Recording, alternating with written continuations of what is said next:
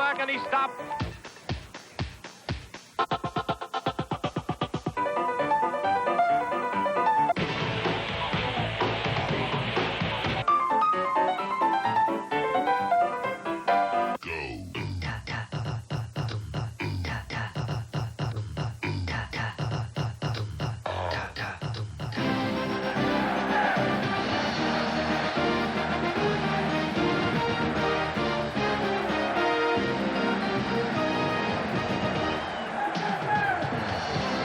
Is the Orange Bowl in Miami with more than 70,000 fans to see number 10 Houston and the country's most explosive offense take on second-ranked Miami and the Hurricanes' amazing 38-game Orange Bowl winning streak. Good evening, everybody. I'm Mike Patrick, and welcome to Miami. Over the last 8 years, the Hurricanes have become college football's most dominant program. They've won more games than anybody else. But Houston knows how to win and dominate, too. The Cougars' run-and-shoot offense can rack up points at an amazing rate, and they are literally capable of destroying a defense. Houston going through its last-minute preparations in the locker room and ready to listen to their head coach, John Jenkins. Defensively, offense, get right in there and get tight. Substitutes in behind your position. Come on, go, Cougars. Again, fellas, hey, nothing but yes sir and no sir to those officials. All right? Okay? Clean foul all night long. Taunting, celebrations, none of that with Houston. Okay? Hey, our battles between the whistles. All right? Great opportunity, man. Great. Super opportunity. Everything we could ask for right here tonight. The whole country, entire country is going to see it. Come on. Hey, no regional telecast. Guys, it's all right here for everyone to see. Let's go out. Hey, let's go out and capture. Let's go take what we want, man. Do it like a chill. Hey, so much to be said about Miami. I'll tell you what. Mike Godfrey joins me now, and Mike, tremendous players on the Houston offense. They rack up incredible yardage, incredible points, but there are great defensive players on Miami's defense. What do you think of that matchup? Well, the Miami defense has been successful stopping wishbone teams, eye teams, gear teams, one-back teams. They've been successful against everything. But tonight they're going to face their stiffest challenge with a run and shoot. It's a finesse offense that will stretch the zones, and I believe they'll have some problems against the Houston offense. If Miami is to be successful, their front four will have to get a rush on David Klinger. They'll have to work upfield, avoid the blocks, try to put pressure on him. If they don't, then they'll force him to blitz, and then they'll have to play some man coverage, which is out of character for the Miami defense. The middle linebacker will be on the super back. He'll be man-to-man on him, and the other inside linebacker, they'll always have two linebackers with four defensive linemen to play the run. What we might watch for early is number 45, Darren Smith, the linebacker. He'll be placed in a position where he'll have to go against some receivers, so we'll look for that matchup right away. In the secondary, a lot of two deep by Miami. They're a two-deep football team. They'll have to try to funnel everything into the middle, try to break up on the ball, make good hits, try to cause some fumbles, and the big key is that they don't tire and get sloppy and tackle the wrong way. All right, Mike, there come the Canes, led by Dennis Erickson, 22-3 in his third season.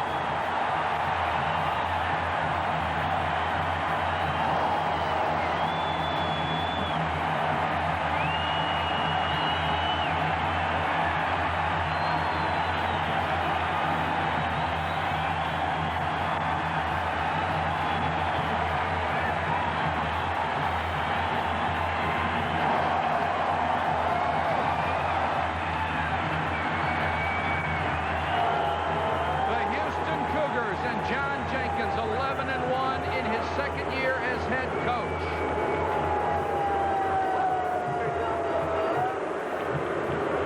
We're just minutes away from the kickoff. We'll be right back after this. Back at the Orange Bowl with two of the nation's best, Houston and Miami. For more on the Hurricanes' powerful offense, here's Dr. Jerry Punch. Thank you very much, Mike. You know, amid all the hoopla concerning the powerful Houston run and shoot, very little has been said about what has historically been a very potent Miami offense.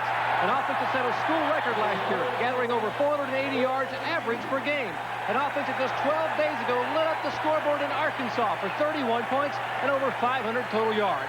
You know, many tonight believe that Miami's ball control offense will have as much to say about the success of the run and shoot as their defense. Let's go over to Adrian Carson. Well, I'll tell you what, Jerry, as good as Houston's offense is, it's going to take a total team to beat the Miami Hurricanes here in the Orange Bowl tonight.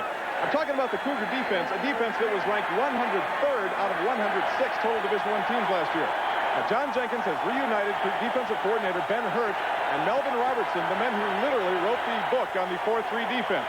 The result is a steadier, simpler defense. These guys have turned into attackers. Mike, they are ready to attack the Hurricanes head on. All right, Adrian, this could be a game of monumental proportions. And, of course, we're in Miami, so the weather is great, 84 degrees. But both teams used to practicing in hot weather, so it shouldn't be much of a concern for them. The humidity, 70%. Chance of rain, only 15%, and that would have to favor Houston. John Jenkins, the guru of the run and shoot. Even people like Mouse Davis and June Jones, who are the pro gurus for this offense, say he is light years ahead of them in what he does, Mike. He's done an outstanding job, Mike, because he's tinkered with it. He hasn't just stayed with what he started with. He's expanded the offense. He's done a fine job with it. Dennis Erickson, in his third year, won a national championship, and a lot of people say, well, he came into a wonderful situation. He did, but it is a very difficult situation because of the expectations of the people around the program. Sometimes those are the toughest jobs to take, the ones that you have to maintain, and Dennis Erickson has maintained this program. Miami will receive to start the game. Roman Anderson, one of the finest kickers in all of football, has it teed up at the 35. Kevin Williams and Darrell Spencer are deep to receive. Williams, number 5, the fastest man on the team. He has promised he will break one for a touchdown before this season is over. It hasn't been done for the Canes in 11 years.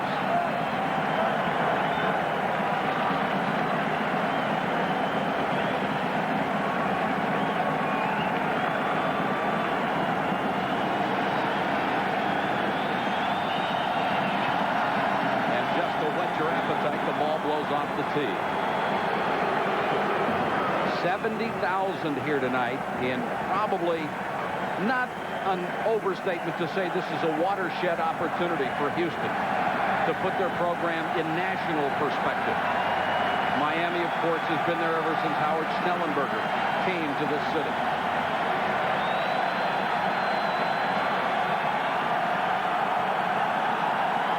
We're underway at the Orange Bowl.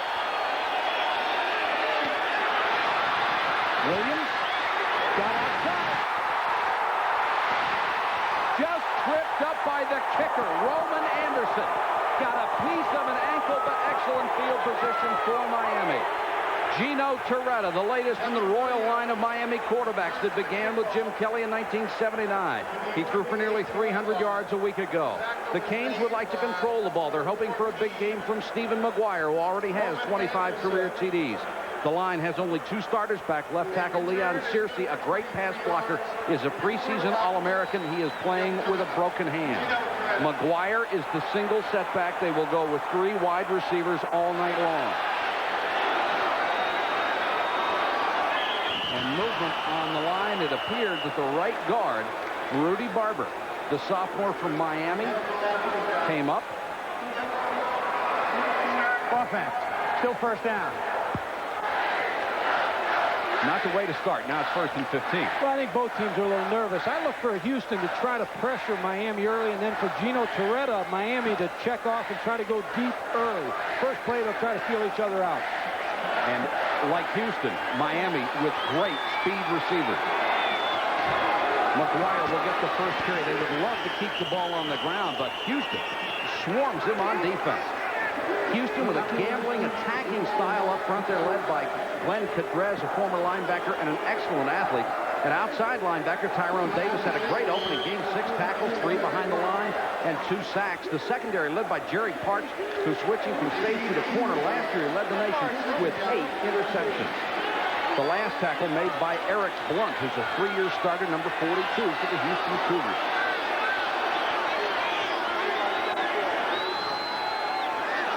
Torretta to throw for the first time. Guns it and through the hands of Copeland. Torretta in preseason camp won the quarterback job from Brian Forte. Forte has already transferred to Rutgers. And Dennis Erickson said it wasn't even a tough decision for him. Well, he likes Gino Torretta. He also likes his backup, Frank Costa, a freshman, redshirt freshman from Philadelphia. So, but Torretta has experience, and that could be a telling tale tonight. His older brother, Jeff Benny Testaverde's back up for 2 years. 3rd and 13 Hurricanes, the opening possession. Flag is down. Once again, movement in the line.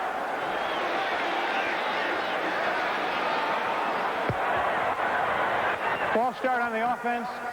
Snap infraction. 5-yard penalty. This will be on the center, Kelvin Harris. See, the center just moved the ball just a little bit to try to draw him offside, but you know, they've had a long layoff. They haven't had their usual 7 days, and it may affect the offense a little bit more than the defense in this game early. 3rd and 18 right now, and look at Houston showing blitz. Now they back out of it.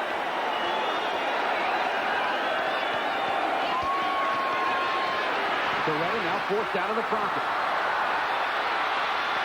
Blunt makes the tackle from behind at the 35. Eric Blunt from Memphis, Tennessee. And Miami will have to kick it away. An outstanding opening series for that Houston defense. Houston defense will blitz on this particular play. They're bringing the outside linebacker, line twist. They pick it up real well. There's nobody open. Gino Torretta tries to run. And again, good defense, and it has to give confidence to that Houston offense. Look at what Miami's punt return defense has done. 72 yards allowed in 3 years. Paul Snyder to punt to Jerry Parks, who's an outstanding return man from the 22. He may break the 3-year record in this one. Got it back to the 37-yard line. David Klingler leads the Houston run and shoot last week alone. He threw for 510 yards and 9 touchdowns.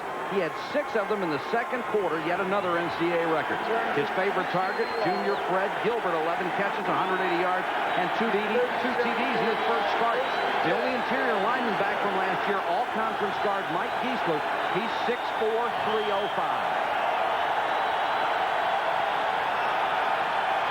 Last year, Klingler, those are just incredible numbers. 54 touchdowns, another NCAA record, and he has a slew of them.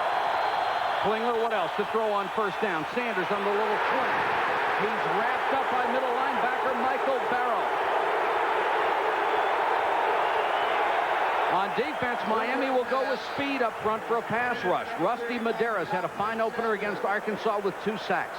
The Canes' best defender, linebacker Darren Smith. He led the team in tackles last year and is excellent in coverage. It's a major test for the secondary and a chance for free safety Darrell Williams to shine. He's a Thorpe Award candidate to honor the country's best defensive back. A loss of 2 on the last play. Sanders is the single setback, in their terminology, the superback.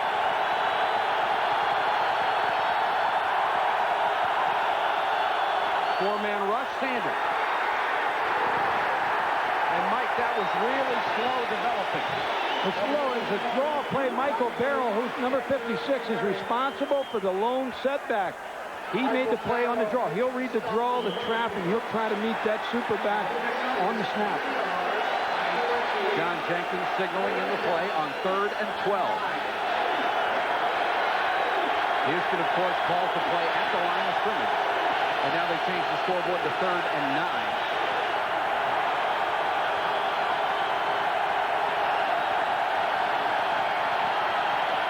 Four-man rush, Klingler with some speed, eludes it, complete. First down, Miami territory, all the way down to the 46-yard line. First down, Darren Smith.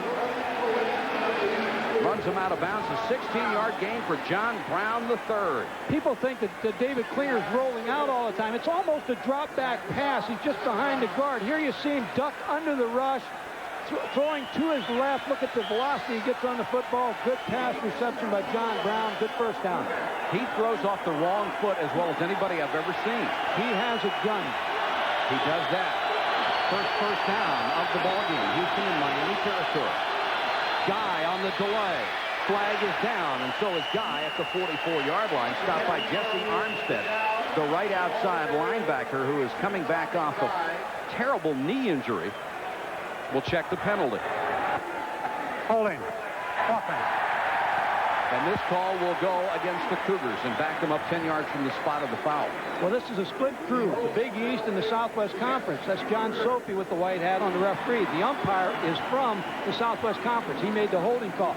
But to me, the most important officials in this game are the back judge and the side judge, because so many passes will be down the field. You'll see a lot of pass interference or opportunity for call. As a coach, what did you think when you saw a split crew? Well, it depends. If I was on the road, I was happy to see him. If I was home, I wanted my own group. John Jenkins obviously on the road, and this one in the Orange Bowl, and it's 1st and 20. Tommy Guy remains in at the super back spot. He's number 32, and 4 wideouts as always for the Cougars. Klingler shovel pass to Guy, and he is clobbered by Michael Barrow.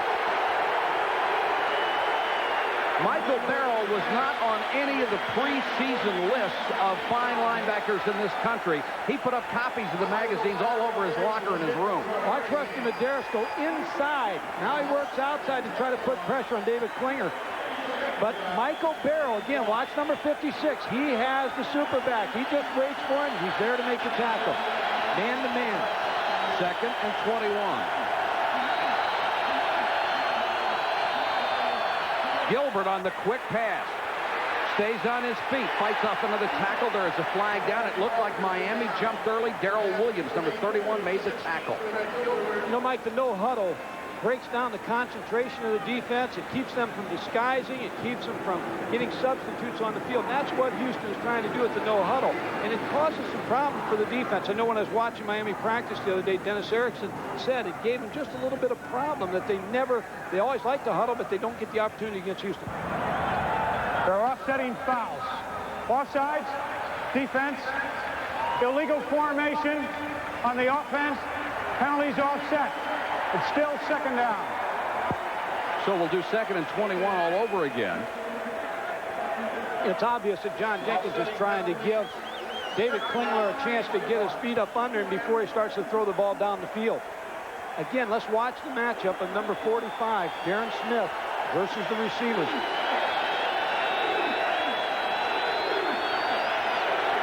Klingler looking to the sideline. Dennis Erickson watching his defense. He wants to get it done with a 4-man rush.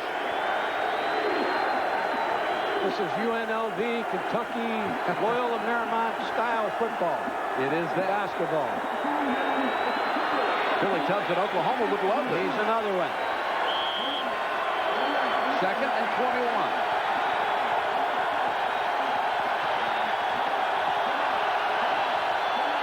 Delay to Guy. And Miami doing very well with that play. Once again, Jesse Armstead makes the tackle. Now, why the run and shoot thought of as a passing offense, but they do run a lot. Well, I think the most important thing is to try to control the rush early. So you run the football early. Now, I wouldn't be surprised if they start rolling David Klingler out a little bit to try to slow the rush down. But again, this running is to try to affect the rush a little bit. Remember, they're going to try to tire down the defensive front of Miami with the no huddle and just trying to run the football and throw it as many times as they can. Takes a lot of energy to pass rush. 3rd and 18. Klingler with time. Brown back trying to pick it off and knock it down. Brown knocked it away from Marcus Grant. Hurley Brown out of Merritt Island, Florida, started 7 games a year ago before he was hurt. Too deep defense. You got Hurley Brown sitting deep on the hash. David Klingler just airs this one out to Marcus Grant. Could have been intercepted by Hurley Brown, but Marcus Grant, you'll see number 81, comes back to try to become now a defensive player to keep him from intercepting it. Back deep for the Hurricanes. Charles Langston to punt, and Kevin Williams waits at the 10-yard line. So both teams have 1 possession and nothing to show for it. Hurricanes with an 8-man front. Flag is down. Not a very good kick. Not very good at all. We will check the penalty.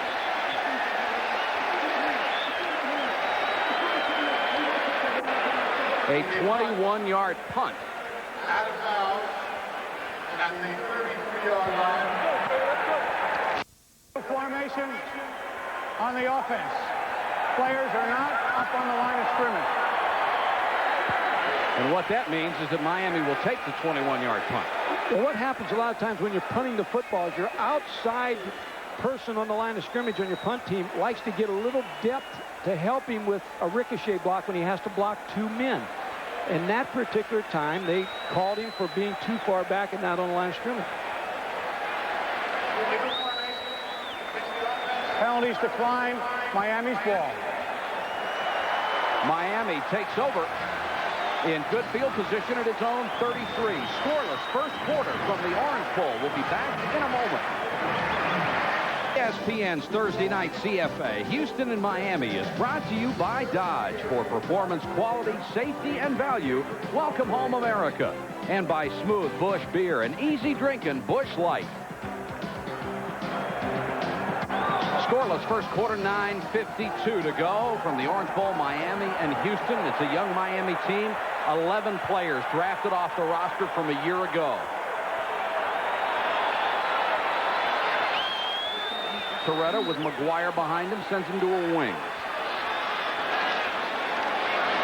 Torretta airs it out deep sideline, and excellent coverage intended for Copeland, who had a 99-yarder a week ago. John Brown on the defense. Let's go to Adrian Karsten. Mike, thank you very much. The offensive line just huddling here behind me. The problem there that they were having in their first offensive series is the noise from the Miami fans.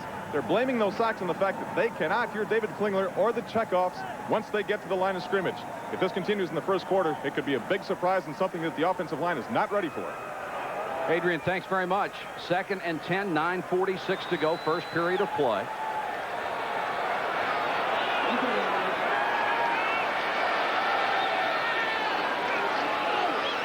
Torretta, classic drop back passer, throws complete to Thomas. And Thomas out to the 47-yard line. Wrapped up there by John W. Brown. There are 3 John Browns on the Houston roster. John W. Brown, a defensive back from Amarillo.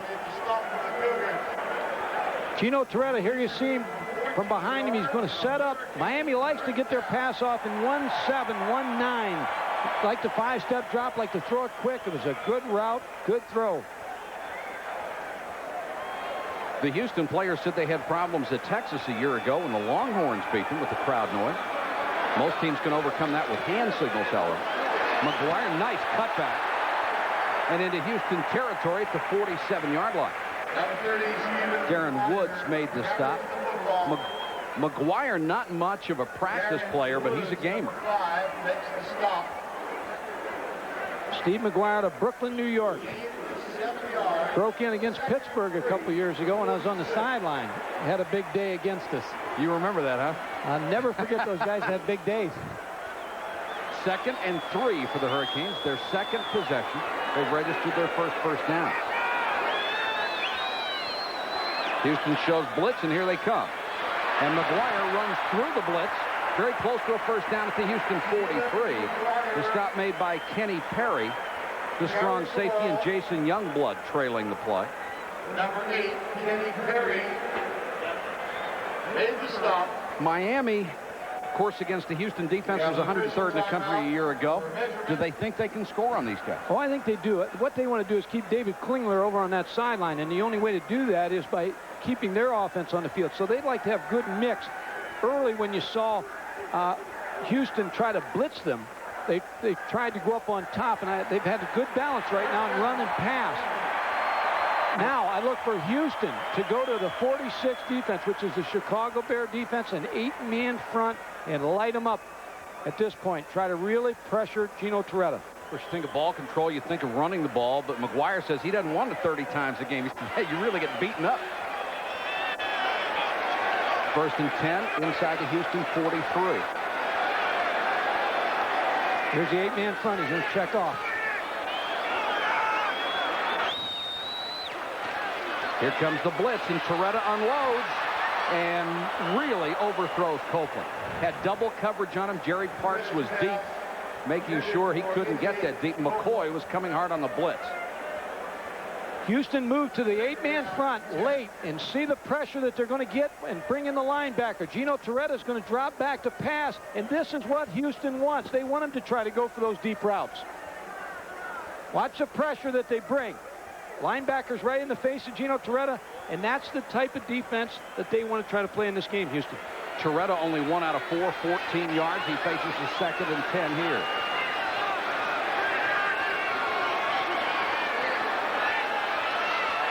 This time the out pattern and incomplete just off the fingertips of Lamar Thomas out of Gainesville, Florida, the home of the Gators. And Toretta now 1 out of 5.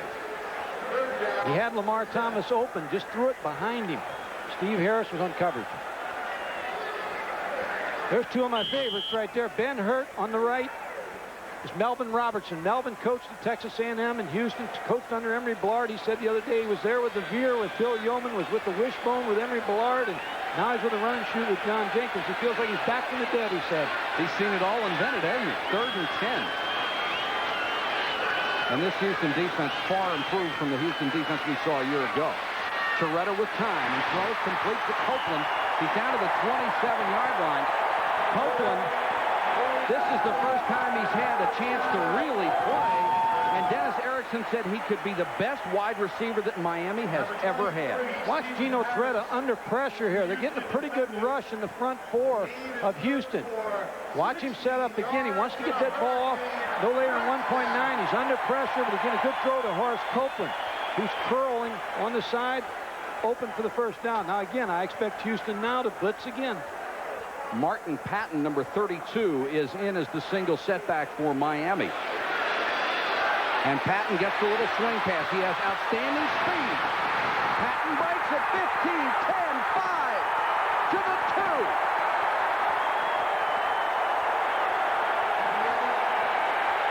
Kenny Perry and John W. Brown made the tackle, but it is 1st and goal.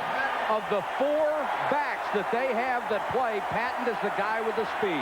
Houston had a great defensive call on. They blitzed. The one thing they couldn't account for is the speed, quickness of Melvin Patton.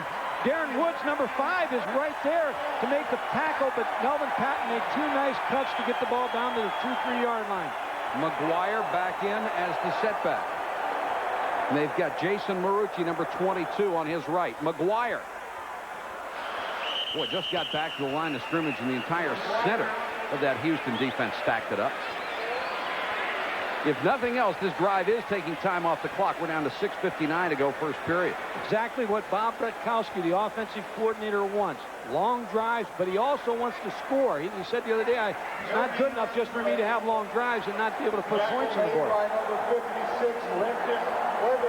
6:44 to go, first quarter. Miami and Houston, 0-0 from the Orange Bowl. 2nd and goal for the Canes at the Houston 2.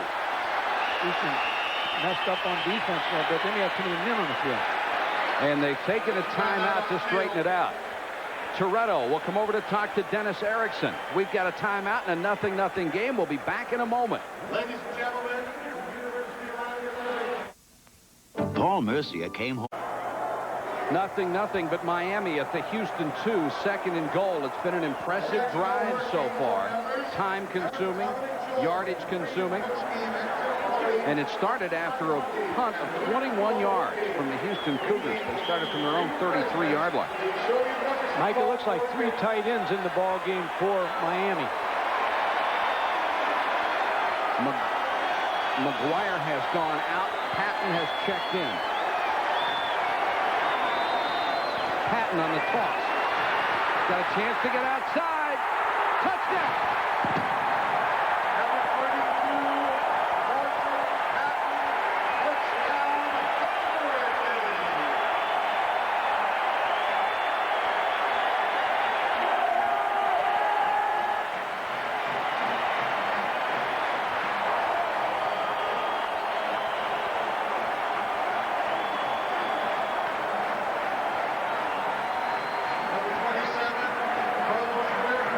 Darren Woods made the tackle, but a second too late.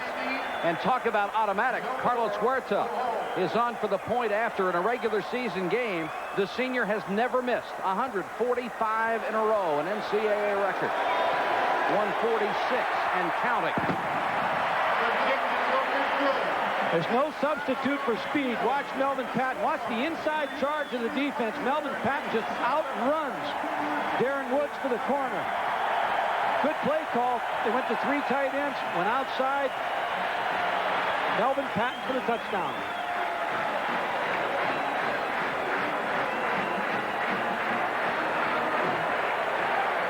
Coming up tomorrow, Major League Baseball, the Dodgers and the Braves. Did you see the three-man no-hitter? And the Braves trying to go a game and a half up tonight. They're leading in the ninth. And then after that, the White Sox and the Angels. Hope you'll join us for our exclusive coverage of Major League Baseball tomorrow night. On October 5th, United Way Day at the University of Miami. Patton celebrating on the bench, and this young man with a bright future. Let's go to the sideline and Dr. Jerry Punch. Jerry? Gentlemen, that call on the touchdown play was all Gino Torretta. He turned to his coach, Dennis Erickson, a minute ago and signaled that he wanted to pitch the ball. They called a timeout. He came to the sideline, talked it over with the coach, said, I want to go outside. We can score outside. It was Torretta's call, and it worked. Boy, you like those kind of calls, Mike, when they work from the players. Three deep for Houston. Tracy Good, the center deep man.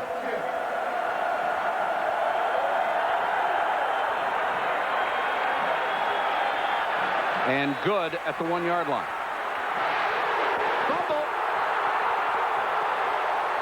And Houston will maintain possession at its own 24. That is the value of having great athletes, because you can put reserves on special teams and they can make something happen. Boy, you talk about dodging a bullet here. Houston really on the kickoff return is very fortunate. Watch the ball come out right here. C.J. Richardson got a helmet on it. Very alert play by the Houston player. Knocked that ball out of bounds. Tyler Mucho was the man who saved it, number 45. And now they will move Houston back to the 16-yard line.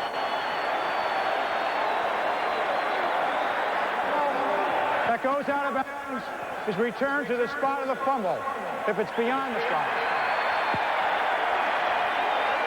It's an outstanding official there. John Sophie had him many times. I used to yell at the officials a lot. There's one I didn't yell at. I really respected him. He'll have control of this game. So Houston has to start from the 16. Quickly, they get it out to Gilbert. He's up to the 20-yard line. Fred Gilbert had 11 catches in his first game a week ago. Back to the sideline, and Jerry Punch. Guys, a minute ago, Miami defensive coordinator Bob Carmelo told his defensive line, Rusty Medeiros and company, guys, get upfield in a hurry. Make Klingler step up into the pocket. Meanwhile, Randy Shannon told the secondary, chuck those guys. Make sure you get them home just for a second or two, and we'll sack the quarterback. Let's watch for Medeiros to make that move upfield. All right, Jerry, gain of 5 on the last play to Gilbert, the transfer from UCLA. Fakes it this time. Slings it down the sideline. Almost caught John Brown III. Tried to catch it nearly behind his back. And good coverage by Darrell Williams, who's their finest player in the secondary. John Brown, you see the outside receiver. There's the 2 deep coverage. Knocked out of bounds, comes back in. Ball thrown behind him, and now here comes up the safety to hit him. He was back on the hash. Miami's getting it done on defense, Mike. Klingler 4 out of 6, but only 18 yards. 3rd and 5. They got to him this time. The initial pressure by Rusty Medeiros, just as Jerry Punch told you. He had 2 sacks a week ago against Arkansas. What Miami is doing with their defensive linemen is just turn them loose. Watch Rusty Medeiros come inside and put pressure on. He was blocked.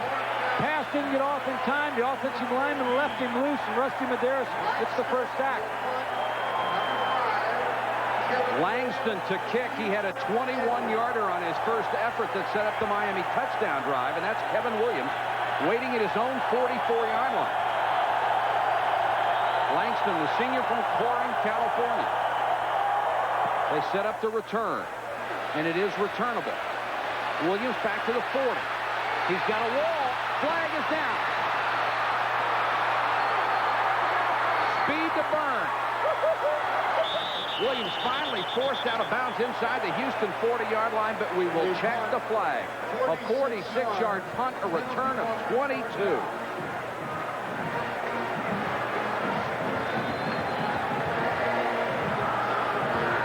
And they'll bring this one back. return.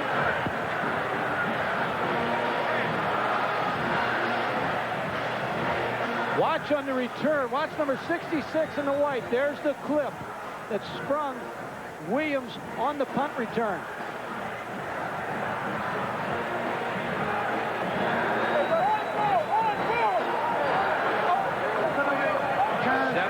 Miami, as Houston's offense has not been able to come up with a big play yet. We have a timeout with 4:32 to go in the quarter. It is 7-0 Miami.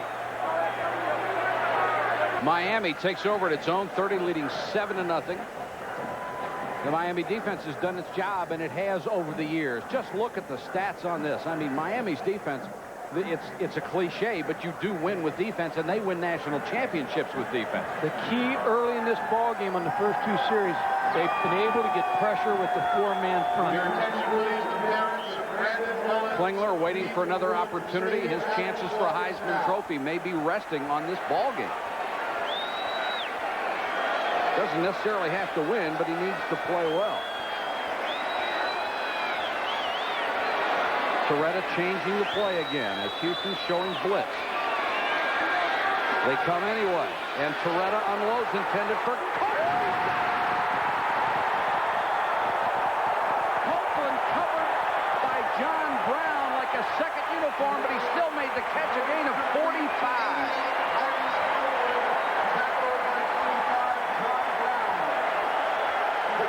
Here comes the blitz again by Houston. They're going to try to pressure him. Horace Copeland on a deep route. Toretta sets up and the throw. Watch again. They want to go deep when Houston pressures them. Here's the throw. He lays it out there. Horace Copeland, pretty good coverage by John Brown, number 25. Just a good pass and a good reception by Horace Copeland. Of course, the Houston defense trying to force the tempo, and when they give you man coverage, you've got to burn them, and they did. Nice catch by Copeland. Great throw by Toretta. McGuire cuts it back. McGuire inside the 15-yard line, stopped by Kenny Perry, the strong safety, and Darren Woods, the free safety. Let's check in with Chris Fowler. Chris?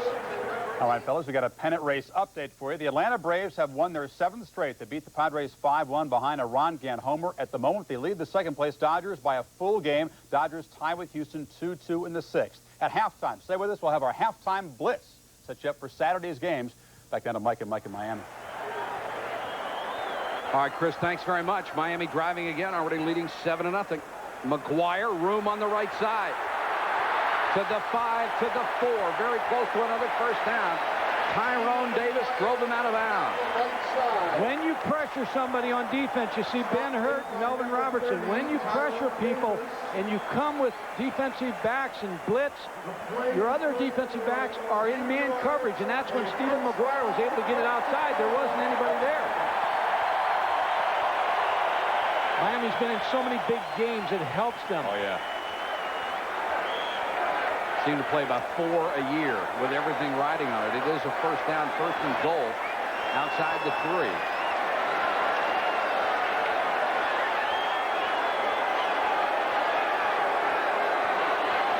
McGuire.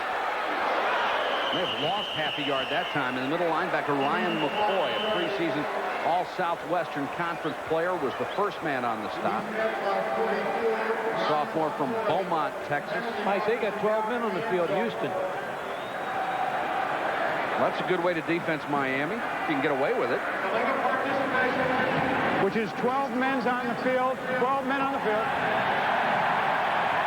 That'll be a half the distance to the goal penalty.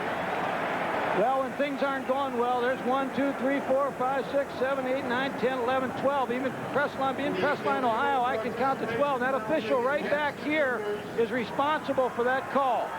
Your attention, please, Todd Elkin. Todd Elkin, please report to the stadium manager's office. There he is right there. That's his job, is to count every play, the number of defensive players. Total yards so far. Total domination by Miami here in the first period, which only has 3:01 to go. Now it will be first and goal inside the 2. First and goal at the 2. It's exactly what Dennis Erickson wanted. To be able to move the ball and keep Houston's offense off the field. Patton back in as the single setback. Toretta changing the play. Wants to throw. Touchdown! Lamar Thomas!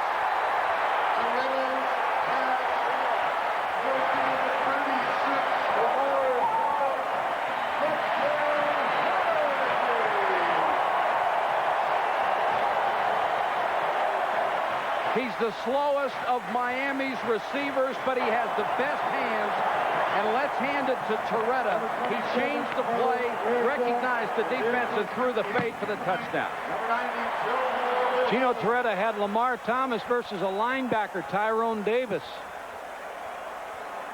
Huerta is on for the point after. This would be 147 in a row. And it is.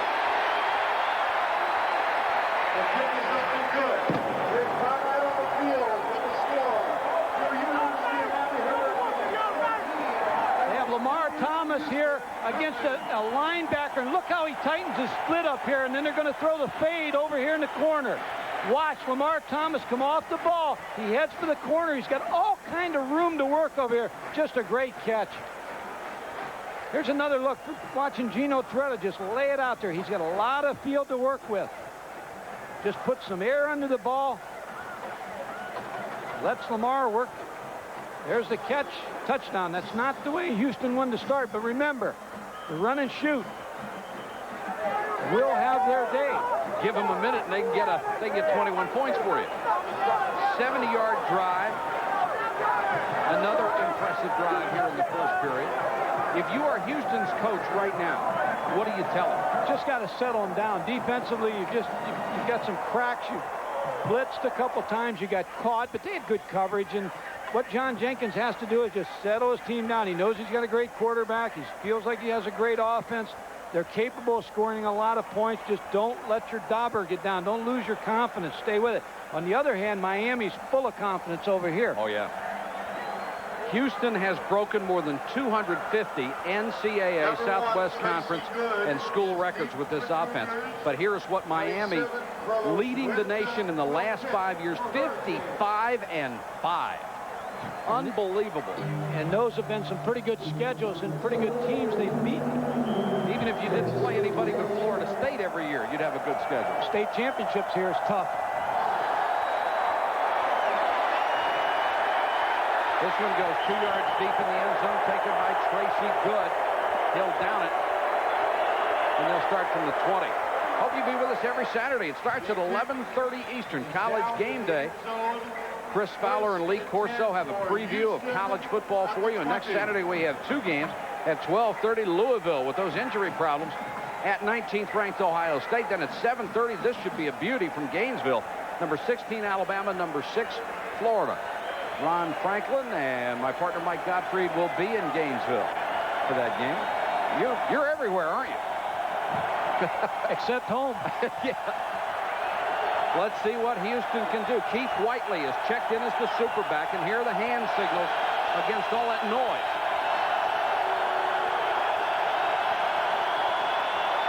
Klingler's back. He didn't have a chance.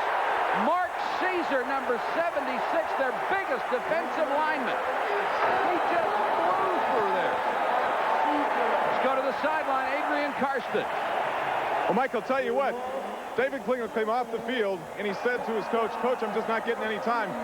Coach said, "Are you seeing all your receivers?" He said, "Coach, I don't have a time to take a look at all my receivers."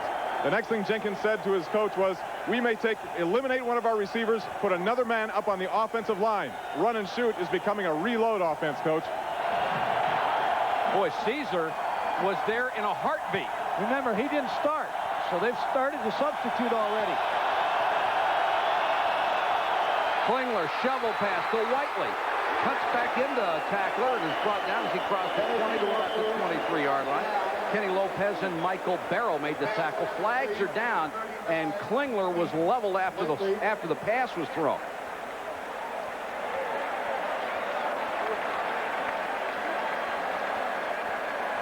On the offense. Looking the quarterback on the defense. Penalties, offset. Crine was the man on the rush for the Canes. Here you see the little shovel pass. Darren Klein just wanted to make sure he got a piece of David Klinger, but he was about 3 seconds too late. And a break for Miami that there was a clipping call on the same play. Houston needs to throw the ball downfield a little bit more. Now they haven't had time. I think Klingler would love to have the opportunity to throw it downfield. That's a good move by Bob Carmelowitz, the defensive line coach. He has an entirely different defensive front four in there to try to keep fresh people after David Klinger. Klinger 4 out of 6, but 18 yards so far. That won't get it done, especially in the run and shoot. Guy, Caesar brings him down at the 15, and there's another flag down. Mark Caesar out of Newark, New Jersey, could be a dominant football player, but they said he has been so-so. Defense. There's a break for Houston. It really is. To run the defense, the 4-3, you have to have defensive tackles. How about these guys? Jerome Brown, Cortez Kennedy, Russell Maryland. The years I coached at Pitt and played against Miami, you had to face those guys all the time. And Mark Caesar, they had high hopes for Mark Caesar that he was going to develop in that same type player. And like Cortez Kennedy, he really didn't develop till late. That's right. And one #1 draft choice after another out of this defensive line. For the last 5 years they've had one. 2nd and 9 after the penalty. 1:18 to go first quarter. Houston has been shut down. Tommy Guy was the superback. I say shut down so far. Miami jumps again. Guy hitting the backfield. Lopez out of Key West was there before Tommy Guy could take 2 steps. We'll check this play. Houston's getting more yards in penalties than they are in passing. Offside, defense.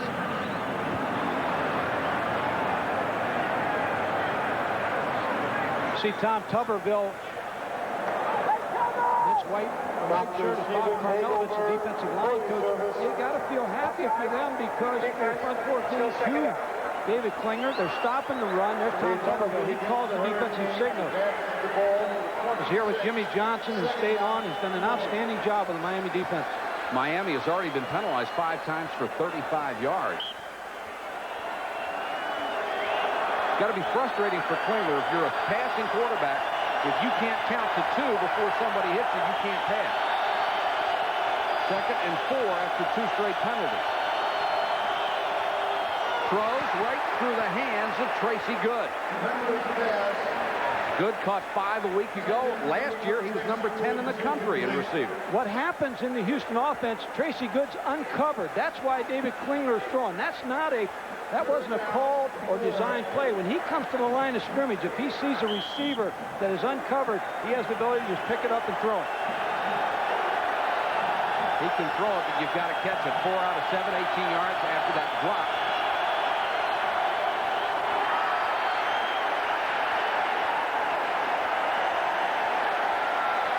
And Miami's defense beginning to celebrate, and they have a right. Miami is baiting David Klinger into that throw. David Klinger and John Jenkins, when they get that offense on the sideline, must throw the ball. Here's the uncovered receiver. See the throw? They figure if they get the ball to him and then a missed tackle by Jesse Armstead, you have a big play. But instead, the ball is thrown in the ground, and you're punting the football. Gilbert, who caught 11 a week ago, had to short hop that one. This is Kevin Williams. And Langston, who has averaged 33.5 yards a kick, is back to punt again, standing just outside his own 10. Low line drive. Williams from the 29. Knocked out of bounds as he crosses the 40 to about the 42-yard line. And Miami will have outstanding field position again. A punt of 45, a return 13. And if you're Houston's defense, now's the time where you have to make something happen.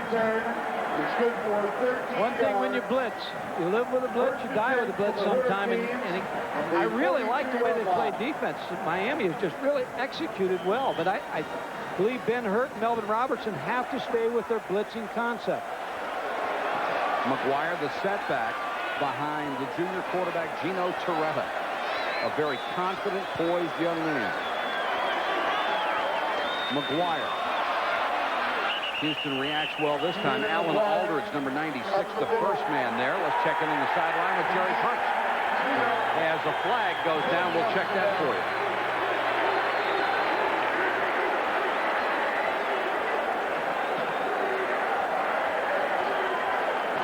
Tackle was made by number 40, Glenn Conway.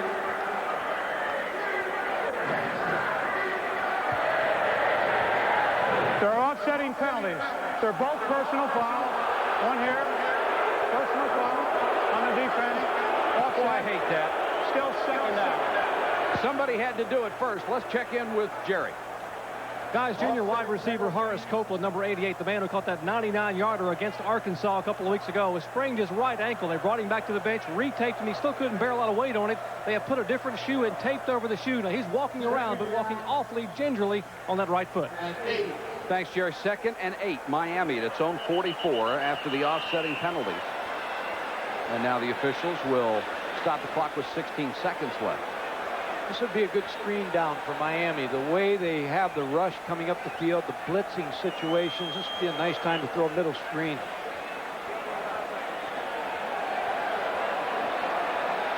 Play clock had gone to 0. And the officials are checking to see if it should have. It was our time to correct the clock. Everything is all set. Play second down. Glad to know everything's all set. And it has been with Toretta all night. All the talk this week's been David Klingler. Gino Toretta has stepped up here in the first quarter. He's faced some other challenges. 1989, he had to come in because of an injury situation and lead this ball club, and did. McGuire with a nice block on the outside. Got out of bounds. Late hit. Flag.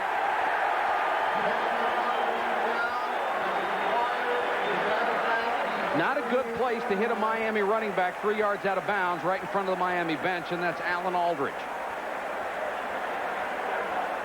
Watch Stephen McGuire, and here's the hit late, but Darren Woods just couldn't stop it. Again, it's 15-yard penalty, and really, they don't need penalties. Personal foul, play hit. On the defense.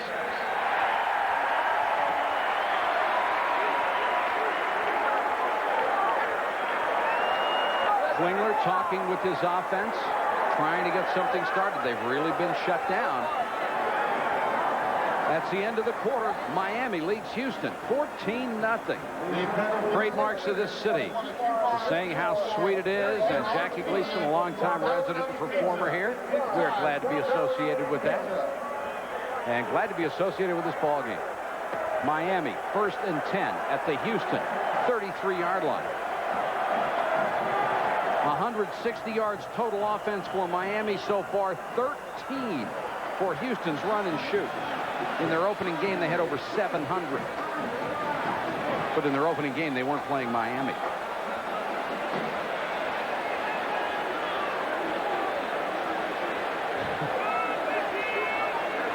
A busy night for officials.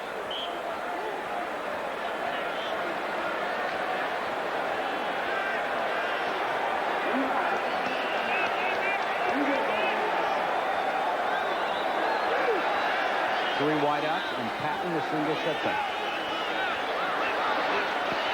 Patton will get the carry, and they go with a run blitz, and Blunt got him in the backfield. Well, like you said, you live by it and die by it, and that time they had the right angle.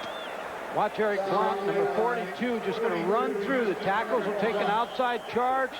Backers inside. Ryan McCoy's on a scrape. Good defensive call by Melvin Robertson and Ben Hurt. There they are right there. Those guys got some experience. They're getting after the officials, too. 2nd and 14 after the running play lost 4.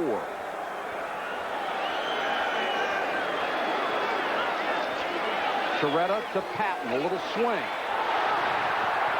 Avoided one tackle. Gets down to the 34-yard line. James Bevel, the senior from Jasper, Texas. Number 77, chased the play and made the tackle.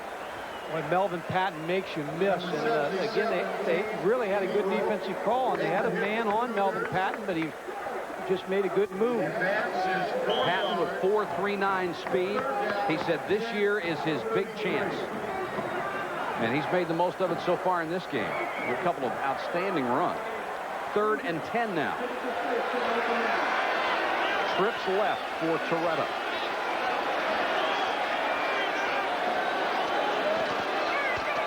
Has time to throw. Deep sideline. Williams. To the 10-5 touchdown.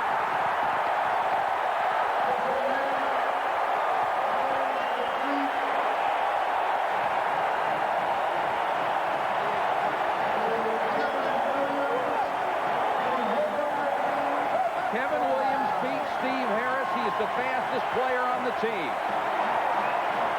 Good block by Martin Patton here. Watch Gino Toretta put it up. He's just got a corner route.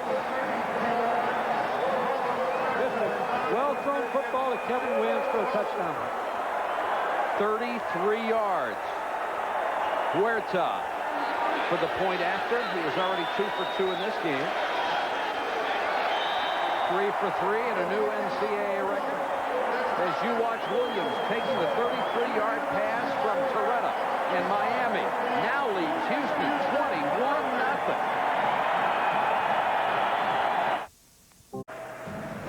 21-0. ESPN's Thursday night CFA, Houston and Miami, is brought to you by Subaru. It's what to drive. And by Hager Apparel Company. Hager has a feel for the way you live. A feel for America. 21-0. Canes. 13:30 to go. First half of play. Huerta tees it up at the 35. Tracy Good is the deep man. Back with Torrin Polk and Keandre Sanders. And Houston badly needs something to happen for them on offense. Good to the 9. Trips over a prone tackler. Gets out to the 22. Go to the sideline and Adrian Karsten.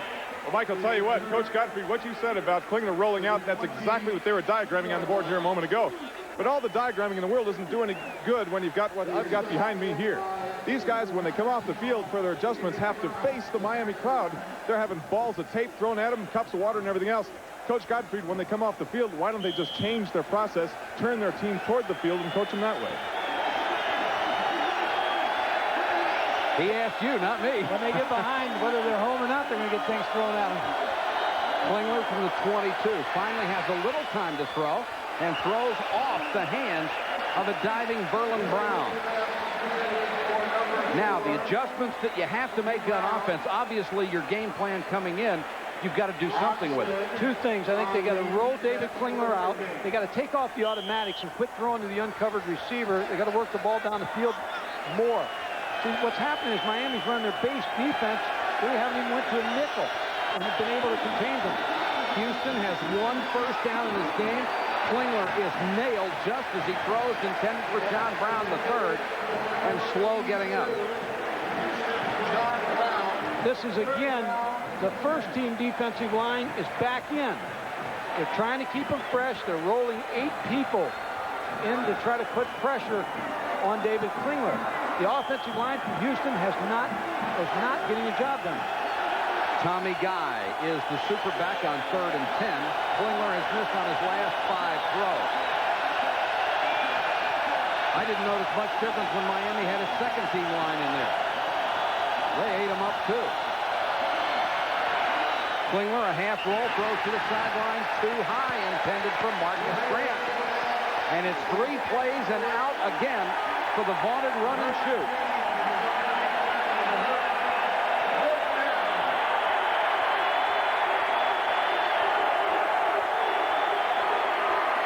Well, they've seen it before here in the Orange Bowl. 38 straight wins. They've done it with defense.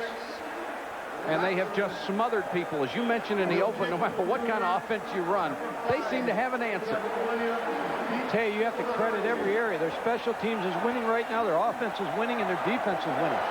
Langston to punt to Williams. He's had 2 good ones after a 21-yard shank. That's his best kick of the night.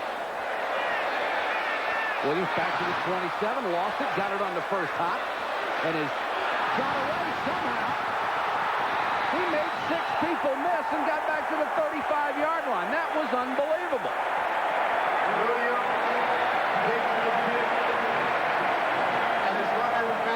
Wow, I'll tell you, Kevin Williams, watch him here. He's just going to be hit by about 6 people. First of all, the ball hits him in the head. That's the first hit he takes. Now they surround him. Nobody tackles him. He just kind of gets away right here and almost busts this play. The great return. Nothing is going right for Houston. And that's a nice call by the official. Normally you would blow the whistle because you think he's down, but his knee never touched. See the Miami defense here. Tom Tuberville talked to a lot of pro people. Come back to this. Toretta changing the play. McGuire. Got a couple up to the 35. Number 30, Stephen McGuire. 12:44 to go in the half. The storyline from the Orange Bowl, all one-sided. Houston has gained but 23 yards. Miami nearly 200. And Toretta has put 2 touchdown passes on the board. Miami with a total of 21.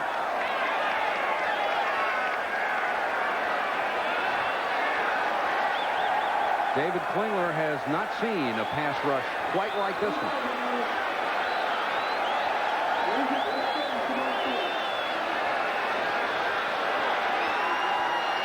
Blitz against Toretta. He reads it, throws to the sideline, complete down out to Thomas. Thomas breaks the tackle, makes a man miss. Finally dragged out of bounds by Tracy Gentry. That's what the run and shoot's supposed to do when a receiver catches a ball, miss tackle, gain yardage, and that's what Lamar Thomas was able to do. I'm going to go back to what I was saying about the Miami defense. Tom Tuberville and the defensive staff, Sonny Lubick, they talk to a lot of people. A lot of people, when they play the run and shoot, they go to different defenses. They go to 3-man rushes. And he said everybody he talked to told him, said, listen, we've learned one thing. Stay with your own defense.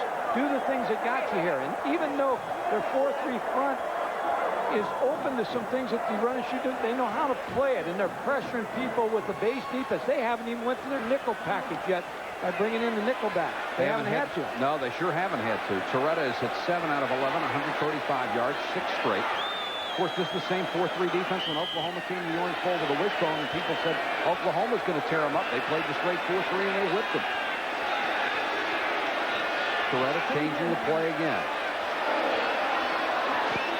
McGuire cuts it outside, pushed out of bounds by James Bevel. You have to be so impressed by Gino Toretta, and not only his physical ability, but the smarts he has shown in this game. You know what he's trying to do tonight? He's trying to put his name on the ballot for the Heisman. He's got a tremendous opportunity here. He's not made many mistakes. He's automatic. He's gotten himself out of some bad plays. That particular play, when he gave the ball to Steve McGuire, he was able to get outside and pick up a couple of yards. He's done a very good job of leading this Miami offense. Very impressive. Martin Patton checking into the backfield on 2nd and 7. Here comes the blitz. Toretta hangs in there, throws deep, and overthrows Darrell Spencer, who had his man beaten by a step. That's the second time they have nearly burned that blitz. 5-step drop by Miami quarterbacks in the past. Gino Toretta, just another one in a long line. They're going to get that ball off, and as I said, between 1.7 and 1.9, you have a hard time getting to him. He just threw it a little bit too far down the field. The pressure by Linton Weatherspoon on that last play. His brother Chuck rushed for over 1,000 yards 3 straight times for this Cougar offense.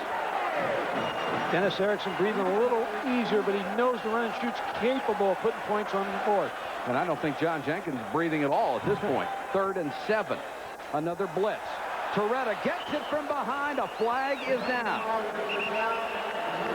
Perry and Aldridge coming hard, and it was Kenny Perry, the senior safety from Arlington, Texas, who got there. He may have also been clipped. Holding. Offense. Held, not clipped. And Perry signaling to the sideline, let's turn it down and get the ball. Kenny Parrish coming off the right side, the strong safety. The tight end is trying to get to him, Joe Moore, but he ends up holding Kenny Perry. And they get to Gino Toretta. Gino just held on to the ball just a little long there. Perfectly clean hit, but when you get hit from behind, down around the knees like that, very scary. Holding. Offense. Decline. 4th down. That was a big series to Houston defense. They couldn't afford to fall down. Another score. Their defense that time looked like the defense the first time it took the field and stopped Miami. They're going to make some big plays because they're blitzing, but they're going to give up some big ones. Already have.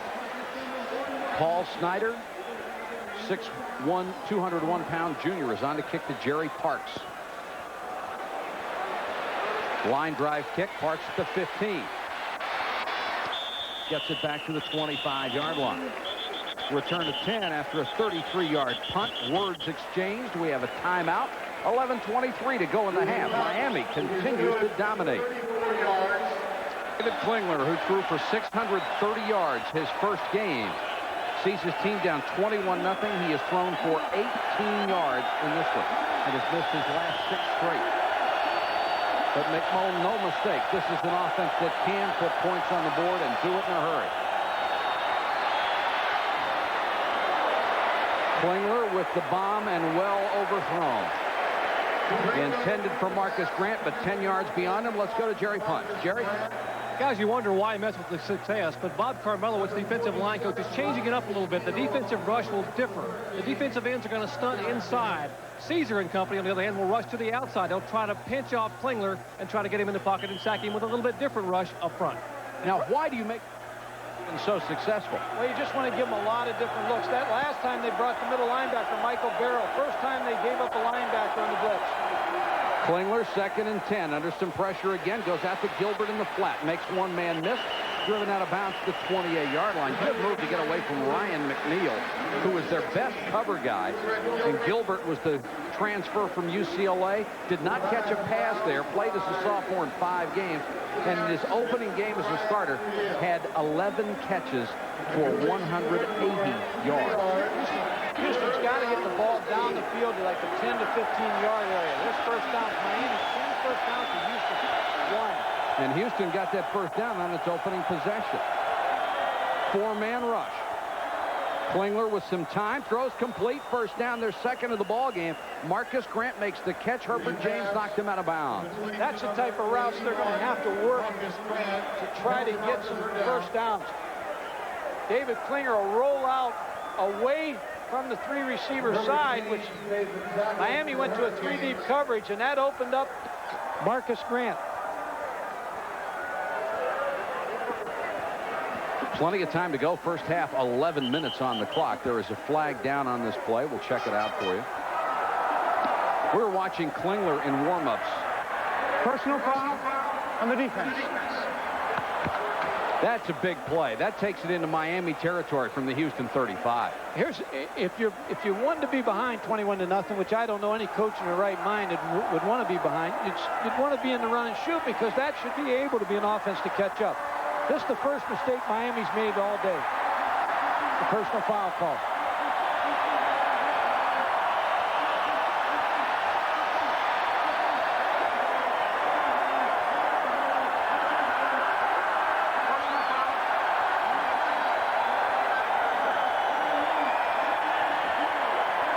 Still think, Mike, they must do something off play action to be able to get David Klingler outside that rush. Right now, the rush is to the guard box. In a drop-back game, everybody's just coming forth and thrust upfield. He's got to be able to get away from the rush and scramble for some yards also. They're totally ignoring the run, just letting the middle linebacker take care of that. Here's more pressure. Medeiros. There's going to be a flag down on this as Medeiros was held. Klingler throws off the wrong foot, completes it to Gilbert. Gilbert hit 2 or 3 times, finally goes down, but they'll bring this play back. Medeiros obviously held as he was coming in on the blind side of Klingler.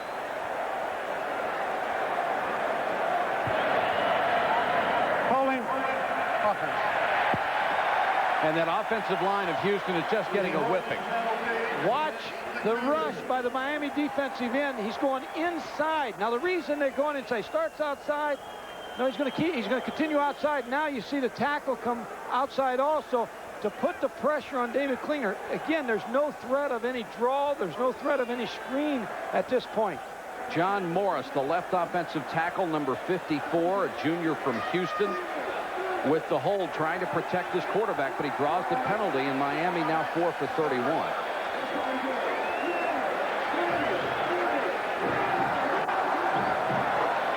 And that holding call is marked off from the spot of the foul. Wow, So they lost 10 yards plus. They lost a ton of yards there. Back at their own 27, and Charlie Williams will come into the ballgame at left tackle, replacing John Moore. Williams, number 79, a junior college All-American. 1st and 27.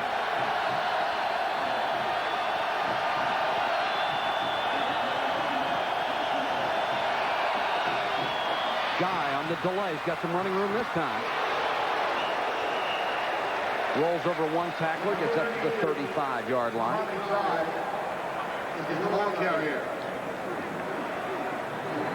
Dodgers and the Braves tomorrow night. Atlanta on a roll. 7:30 Eastern time, and then the White Sox and the Angels will follow that. And in the National League West, Atlanta will still have to play the Dodgers 6 straight times, but they lead by 2 in the loss column. 2nd and 18. Cougars go down 21-0, second quarter.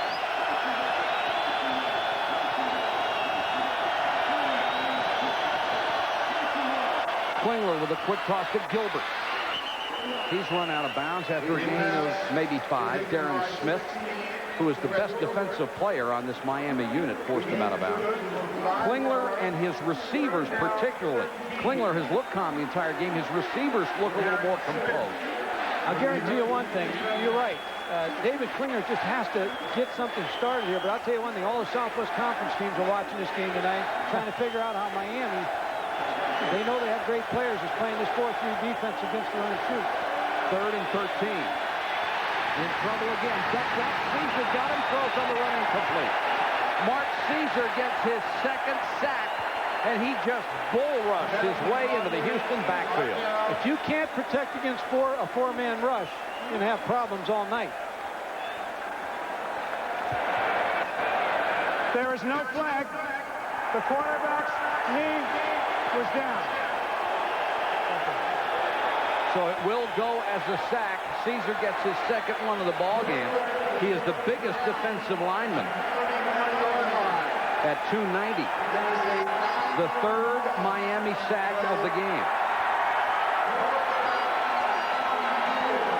Langston back onto the field. He normally punts this much in about 6 months. Williams waits inside his 20. 9:27 to go in the half. And it's been all Canes.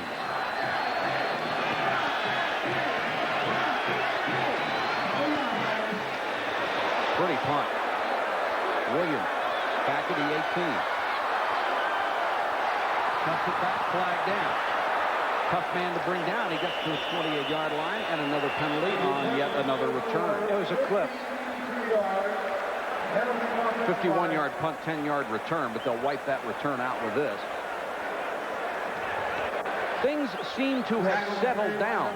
That's fine if you're Miami. It's not fine if you're Houston. You're down 21. Holding on the return team, half the distance to the goal. 1st and 10. So Miami will be backed up. 9:11 to go. First half from the Orange Bowl. Miami 21, Houston nothing. Miami famous for a couple of things: great weather and great defense. The hurricane warning. They invite anybody in here and whip them. 38 games in a row this club has won in the Orange Bowl. I mean, that is, with the caliber of opposition they have played, that is a stunning win streak. It's been unbelievable. The run since Howard Snellenberger was here. Of course, Lou Saban started building the program. Howard Snellenberger came in and really got it on the ground. And now Dennis Erickson has just kept it going. Mike Patrick, Mike Godfrey, Jerry Punch, Adrian Karsten, our entire ESPN crew with you. Hope you've enjoyed the ball game so far. Miami takes over inside its own 10-yard line.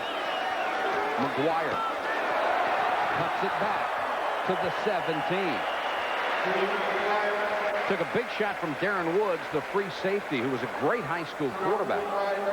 But McGuire got it out about 8 yards, and he has gained 56 yards on 11 carries so far tonight. There's Woods. Had 6 tackles in the opening game. Houston's defense has not played badly. They've been burned by a couple of big plays, but had excellent coverage on it. 2nd and 2.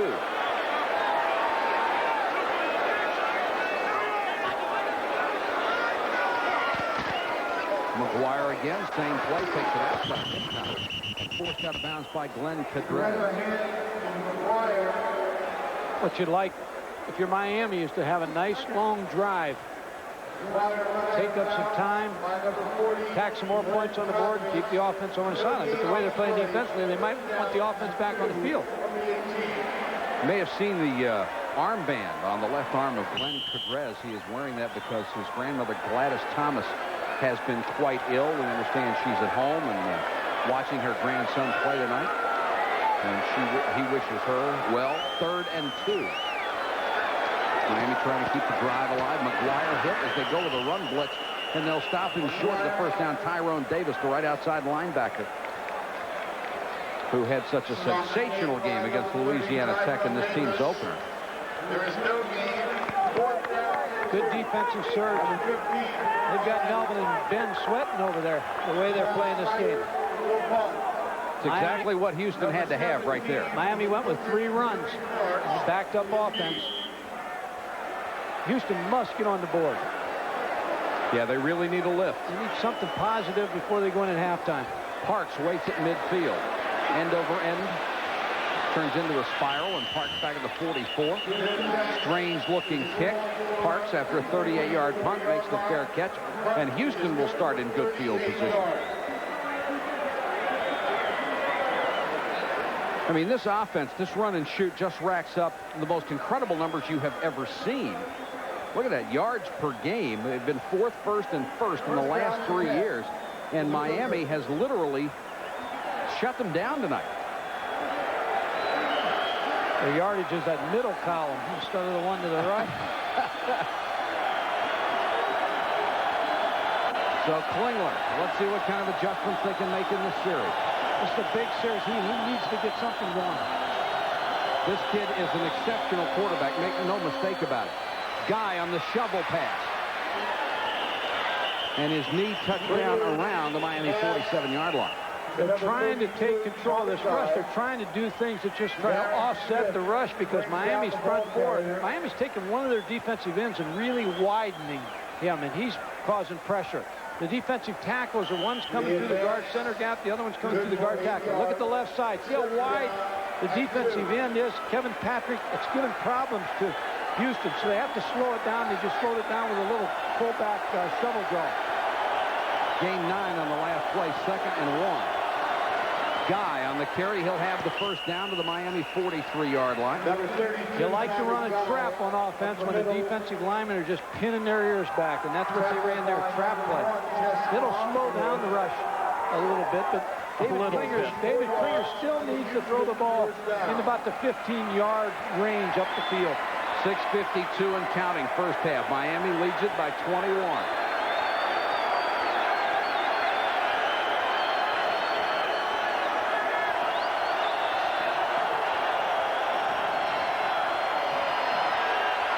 Klingler with a little time to throw, and throws complete. Nearly another first down. Marcus Grant out of Dallas made the tackle. You can see Houston's confidence growing right now. And they did a good job on 1st and 2nd downs. Here's the pass route. See the 2 receivers for Houston.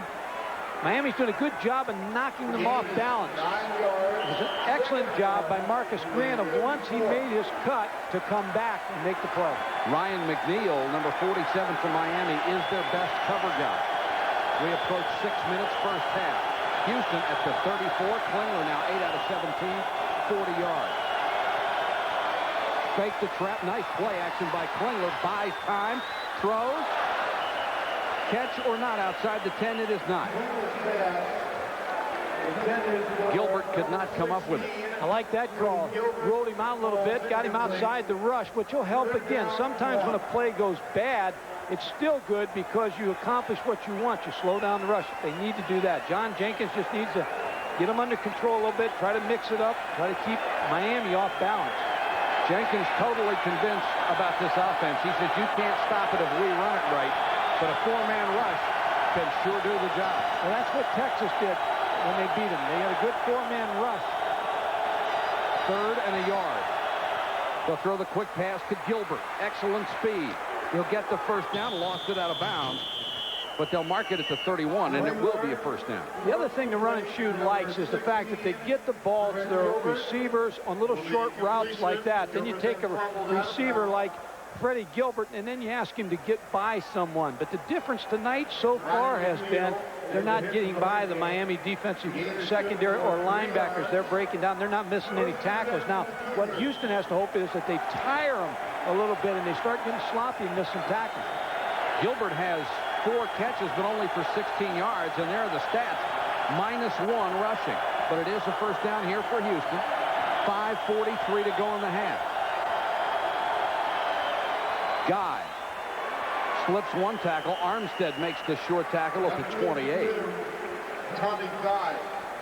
And Miami is very close to being lined up offsides every play. They have somebody with a helmet right over the ball.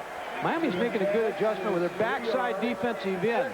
They're taking him down inside, and the reason they're doing that is because everybody they talked to said you'll never get the quarterback when he rolls one way from the backside. So take him down inside. It's an adjustment that, again, Tom Tuberville felt like they should make tonight. 2nd and 7, and Houston trying to get somebody on the field is going to have to burn a timeout here. Stops the clock with 5:13 to go. The Cougars driving there at the Miami 28, but down by 3 scores. 1-0 Miami, 5:13 to go in the half. Houston is driving. They have the ball at the Miami 27-yard line. 2nd and 7.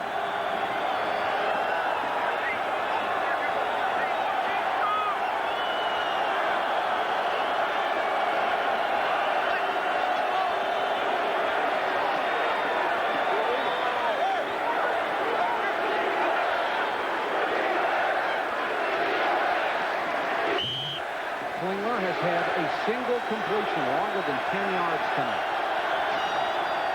Could use one here. Roll out. Buys time. He can run too, but he will throw. Complete. Gilbert to the 10, inside the 10. It will be 1st and goal. Houston. Given time, Klingler will find somebody. You can count on it. Well, what they did is they rolled him out, and they used a wide receiver to come in and block for him. If you watch to the right, watch the wide receiver come inside. There he is. He's going to try to steal it. He makes the block on number 71. David Klinger's outside, and that's where you're warning when the pass rush is tough.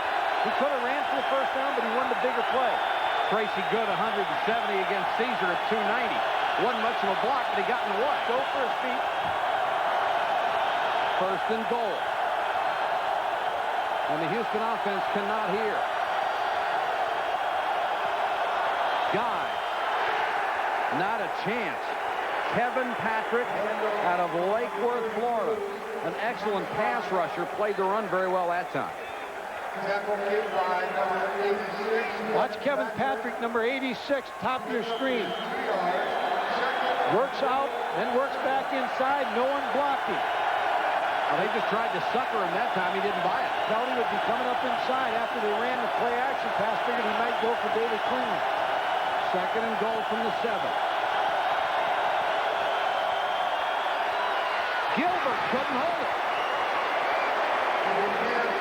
Now here's the difference in Miami's defense than probably everybody else that's played against the run and shoot. You have Darren Smith, number 45, who's a linebacker on a wide receiver. Darren Smith, 6'1", 228, almost intercepts this ball. Watch Darren Smith. Here he comes. He works outside on the flat route. He almost took that football. 3rd and goal. A huge series for Houston. They have to score.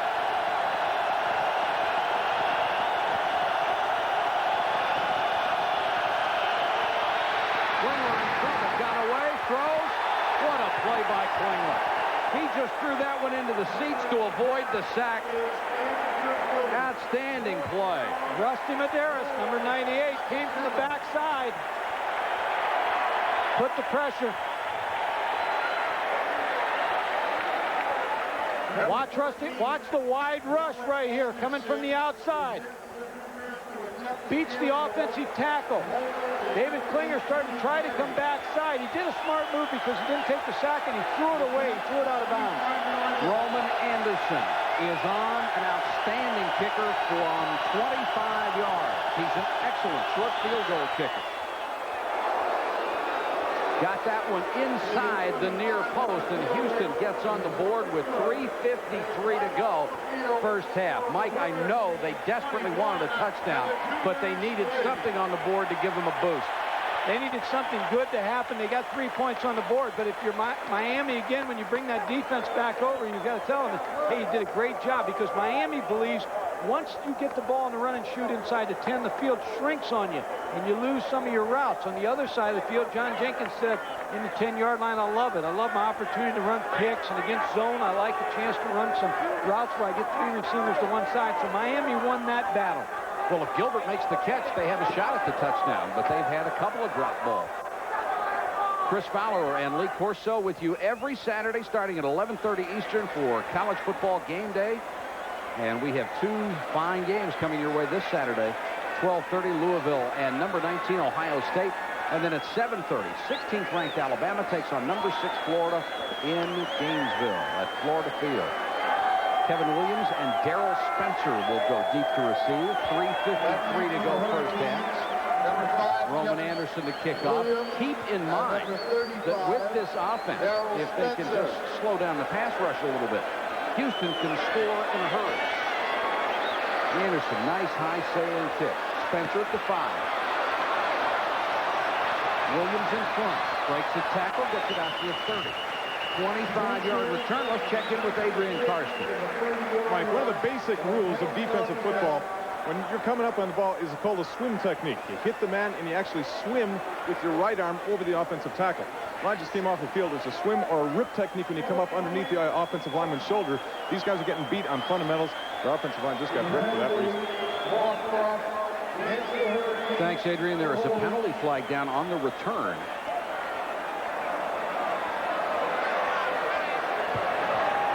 Holding on the return team, 10-yard penalty, first down.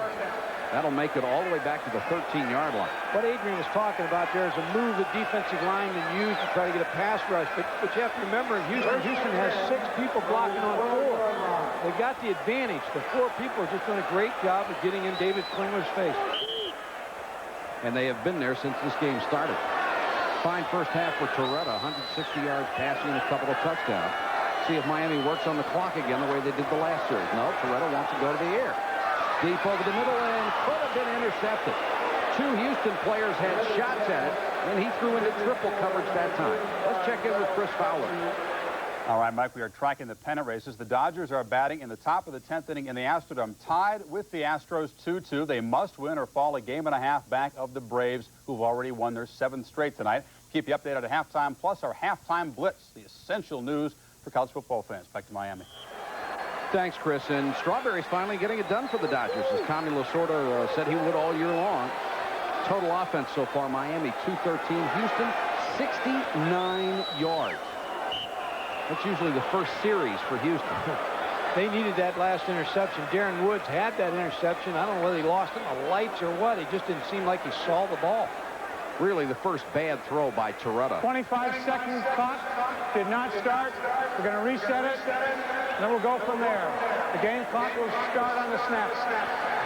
3:39 on that game clock. You can see the confidence that Dennis Erickson has in Torretta. I mean, the safe thing to do would be to run 3 plays and kick it out of there, but he came out throwing. You know, Torretta has waited his turn. He was recruited here by Gary Stevens, a former quarterback coach who coaches for the Miami Dolphins. An excellent coach, and he told him, he said, you have to wait your turn. Keep an eye on Martin Patton, number 32. They like to get him the ball when he comes in the lineup. Torretta instead goes to Williams. Can't hold it. In front of Parks, who was a safety a year ago, and Kevin Williams just couldn't hold that toss. He also plays tailback. Williams broke Randall Hill's record here. He runs a 4.2940. 4.29 is flying. Hey, the Houston receivers can feel it too, because they're playing off and giving them a good cushion. Gino Perel's had some quick routes over there to his receivers. Kevin Williams, that one just was dropped. 3rd and 10. Big play here. And Dennis Erickson says maybe the best crew of receivers that's ever been at Miami. That's saying a mouthful. Here comes the blitz. Torretta has time to unload, and Williams at the sideline made the catch. What a throw by Torretta. It took about 10 seconds to get there, but it got there. 25, John Miami's waiting on the blitz. Watch on the defense. Patton, number 32. Martin Patton, make a block. Come over and make the key block that springs this play. Gives Gino Torretta time to find Kevin Williams against man coverage. So they convert the third down. Williams has caught 2 passes so far, 54 yards and a touchdown. And the clock now becoming an ally of Miami, 3:28 to go in the half. Houston jumps, Miami moves. Let's see who did it first.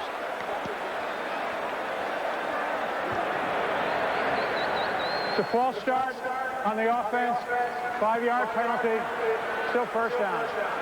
Uncharacteristic for Miami. They've been penalized quite a bit here in the first half. That was Leon Searcy, number 73. He's 6'3", 285 pounds, and I was talking to a couple pro scouts down the sidelines before the game. They think he's an outstanding pro prospect, probably a first-round player. Really hasn't played much football. He's 160 pounds in the 5th grade. Nobody'd let him play with it. I don't blame him. Got a broken hand. He has a cast on tonight. 1st and 15. Patton, another good block, and Torretta lays it out. Touchdown, Miami.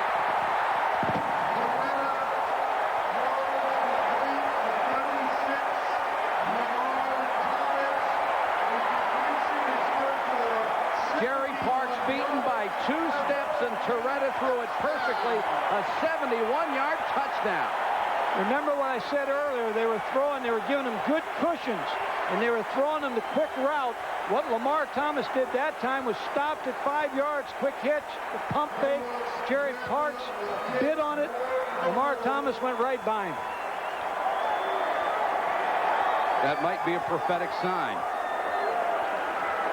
The most automatic kicker in the history of college football is on for the point after. Huerta for his 149th straight PAT.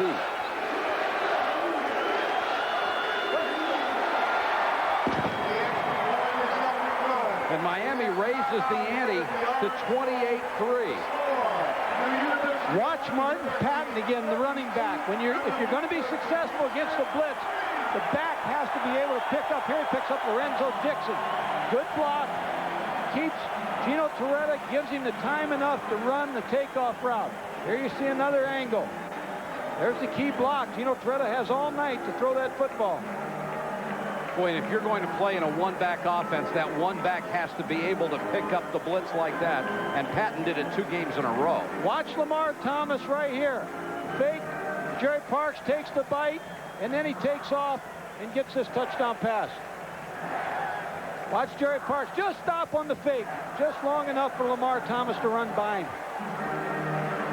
That's what that quick hitch will do. It sets up the hitch and go. Dennis Erickson said, when they blitz, we have to burn them, and they have.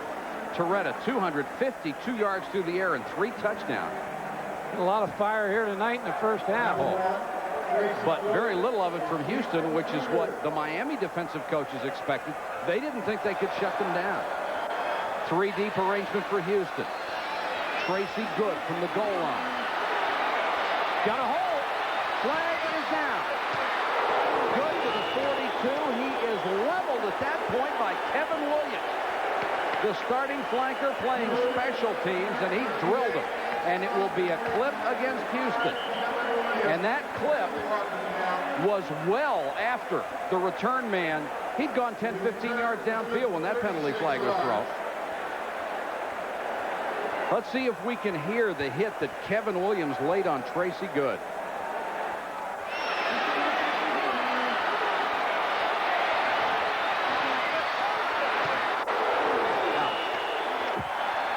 That hurts. A lot of woos in the crowd here. This crowd's been a factor tonight. They've been loud, encouraging the Miami team. No wonder. 28-3. So this penalty, instead of being out around the 40-yard line, Houston will be inside its own 10. And now they have to go more than 90 yards to score, down 28-3.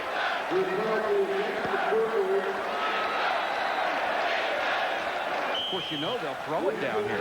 That's what they do. Miami wants to keep Tommy Guy behind him. Excuse me, Mike. Miami wants to keep everything in front of them. guy on the delay. Another flag is down. The officials whistle the play dead. John Jenkins just like to get to the locker room right now. Ball starts. Lineman picked up before the snap. And you can hardly blame the Houston lineman for wanting to get a head start. Big games. Miami's had them. The experience in the Orange Bowl. 38 straight. They'll have to do some retooling at halftime with a run and shoot. They'll have to put some ammunition in that gun. They've been able to rest their defensive line. They're back in now with a second-team defensive tackle. Penalty makes it 1st and 15. Ball spotted at the 4. Klingler will have to throw out of his end zone. Block. Right in his face. And you have to be careful when you're back there. A penalty could result in safety. Or that pass rush could result in a safety. Anthony Hamlet out of Delray Beach, which is near Daytona. Anthony Hamlet is a defensive end. Because they wanted to try to get more of a pass rush tonight, they moved him down to play defensive tackle. It's been a good move tonight for Miami, what they've been able to do with Anthony Hamlet moving down a position. One more, 3 defensive ends in the game. Klingler now 10 out of 22, but only 65 yards. Here's the blitz. They pick it up. Klingler sidearm, gets it to Gilbert, and he is thrilled as he got to the 11. Jesse Armstead and Darren Smith hit him. Armstead has had an injury-plagued career here. He really tore up his right knee. As a high school senior, the most recruited linebacker in the country, he almost didn't get past the age of 13. He was attacked in his neighborhood and stabbed with a butcher knife. They said he'd never play again. Well, he's playing. 3rd and 7.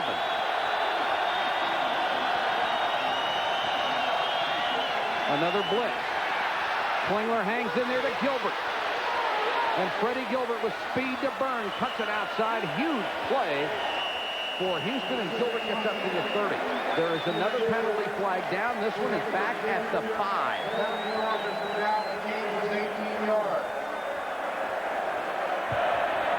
Holding. Well, you have to wonder what else could go wrong for the Cougars and David Klingler. Miami brought the linebacker Michael Barrow on that last play.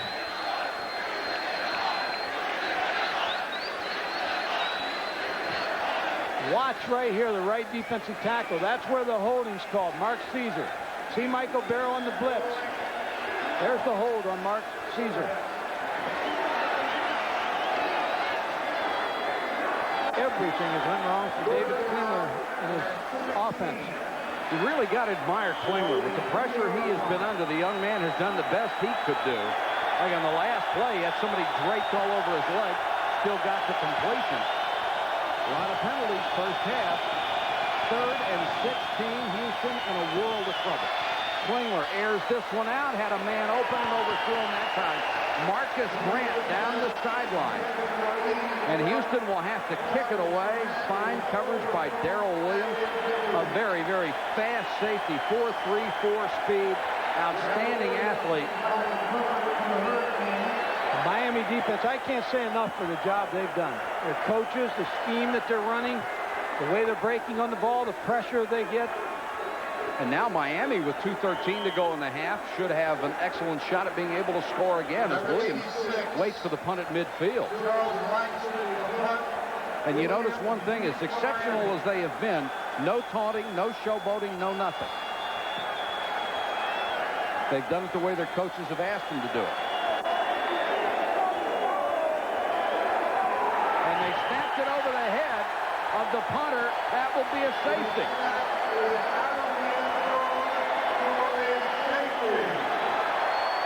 Well, we wondered what else could go wrong. That was it. In the run and shoot offense, and the way Houston plays defense under John Jenkins, they want to put pressure on. But what has happened is Miami has pressured them in every area. It's just a bad snap. There's no one even on the center. He just snapped it over his head. Tyler Mucho was the snapper, and he got it closer to Fort Lauderdale than he did his punter. And now it is 30-3.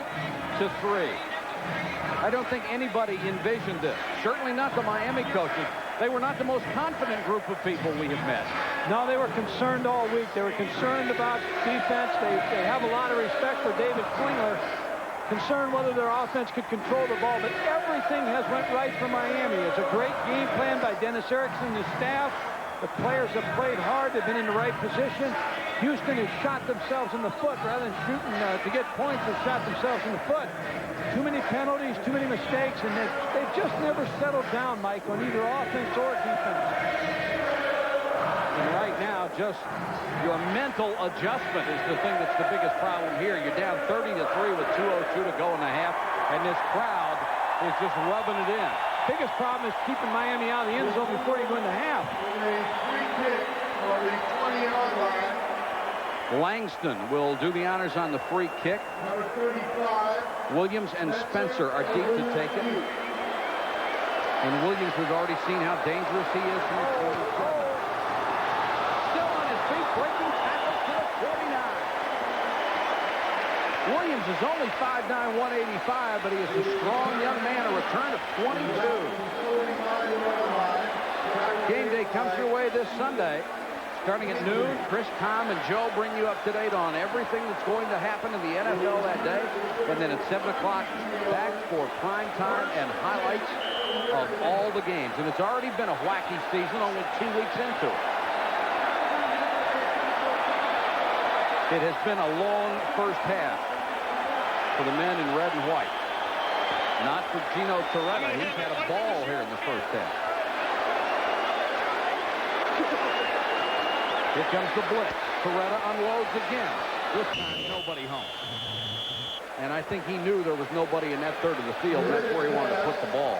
Kenny Perry coming hard on the blitz. Kenny Perry, number 8. Strong safety will be coming from the right side of your screen.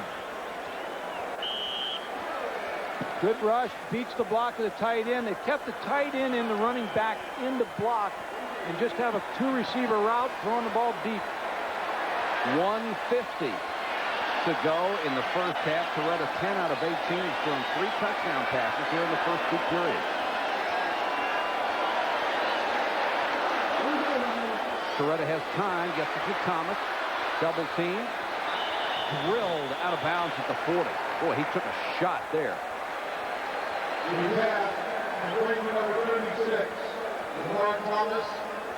Ryan McCoy dumped him out of bounds. Kadrez was also over there on the coverage. Mike, watch the offensive line of Miami. In contrast to the way Houston is protecting their quarterback, look at that protection.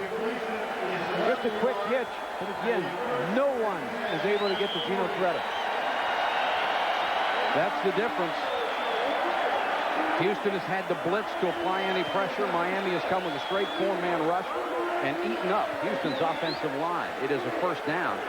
Thomas now 5 catches, 119 yards in the half. He sounded like Houston numbers. Another blitz, and Torretta once again simply threw the ball away to avoid the sack. Can I really take something from a quarterback? Most quarterbacks really value their statistics. They don't like to throw the ball away. They'd like to come out and be 14 for 14 and 5 touchdowns. But Torretta has thrown the ball away 3 or 4 times rather than make a bad play. Most of the time when they face a blitz, the receiver that's open is the inside receiver. They'll run him on an out route. Watch Kevin Williams. This particular play, Darrell Spencer. They're both inside receivers. They should be the people he goes to. Another blitz. Torretta floats this one up for Bell. He can't hold it. But there's a flag down. And Eric Blunt, the linebacker, was on the coverage. And this one looks like interference. He went backside to the tight end, away from the 3 receivers. And Coleman Bell looked like he was held by Eric Blunt. Number 42, Eric Blunt. On the defense. Penalties, holding on the offense on the line of scrimmage. You have holding on the defense against the receiver. They offset, play it again. That's break for Houston. One of the few they've had certainly in the first half. And John Jenkins talking with David Klingler. A lot of frustration. John Jenkins gives him the challenge to audible. He likes to audible not away from a bad play, but into a good play against the defense he sees. But tonight, he hasn't seen anything that he feels like he can get the ball in. And Klingler hasn't seen anything but orange jerseys right in his face. 2nd and 10. Patton, the man in motion. 5-man rush. They go with the blitz, and that pass is short. Darrell Spencer coming on the slant and had him wide open and missed him that time.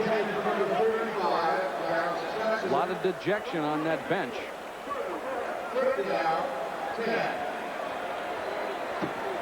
You're watching Thursday night CFA on ESPN, and what was billed as a high-scoring game for both teams has been a high-scoring game for one. Miami leading 30-3 over Houston. We keep saying that run and shoot is that explosive offense that can get a lot of points, but you eventually reach the point where you know they're not going to get any, and we are getting close to that. They have been dominated. And Miami wants a timeout with 1:28 to go first half. They're facing a 3rd and 10. The Canes will have 2 timeouts left. There's Toretta, the young man out of Pinole, California. Coming up at halftime, Chris Fowler will be in the studio and have all the scores in Major League Baseball. Highlights, update the pennant race, of course, for you, especially the Dodgers and the Braves in the National League West. And we'll have our halftime blitz as Mike Gottfried and all of our other college football analysts will come on to tell you what's going on in college football this week. And then Mike, who works triple duty on these games, will be back with his analysis of this one. Mike, interesting, when Howard Snellenberger was here, Gary Stevens was the offensive coordinator. They ran a 2-back offense with great success. Jimmy Johnson came in, 4-3 defense, and kept the same offense. Gary Stevens ran the offense. He was the offensive coordinator. Dennis Erickson came in, changed the offense, went to a single-back offense, 3 receivers, but has still been very successful, but stayed with the 4-3 defense. Kept Tom Tuberville over, kept the same defense, and so he made some changes, but still successful. You'd stay with the 2, wouldn't you? Yeah, these guys. Tomorrow, next week, next year, 5 years from now, same thing. 3rd and 10. No matter how many guys they lose in the draft, there always seems to be somebody else right behind them. Miami not being shy about it. Toretta under pressure. Has time, throws, and once again just threw that one away. Intended for Spencer. Good coverage by Kenny Perry, the strong safety.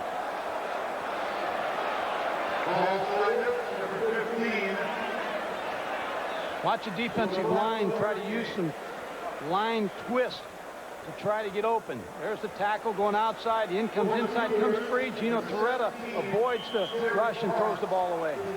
Houston's keeping their regular defense on for a fake.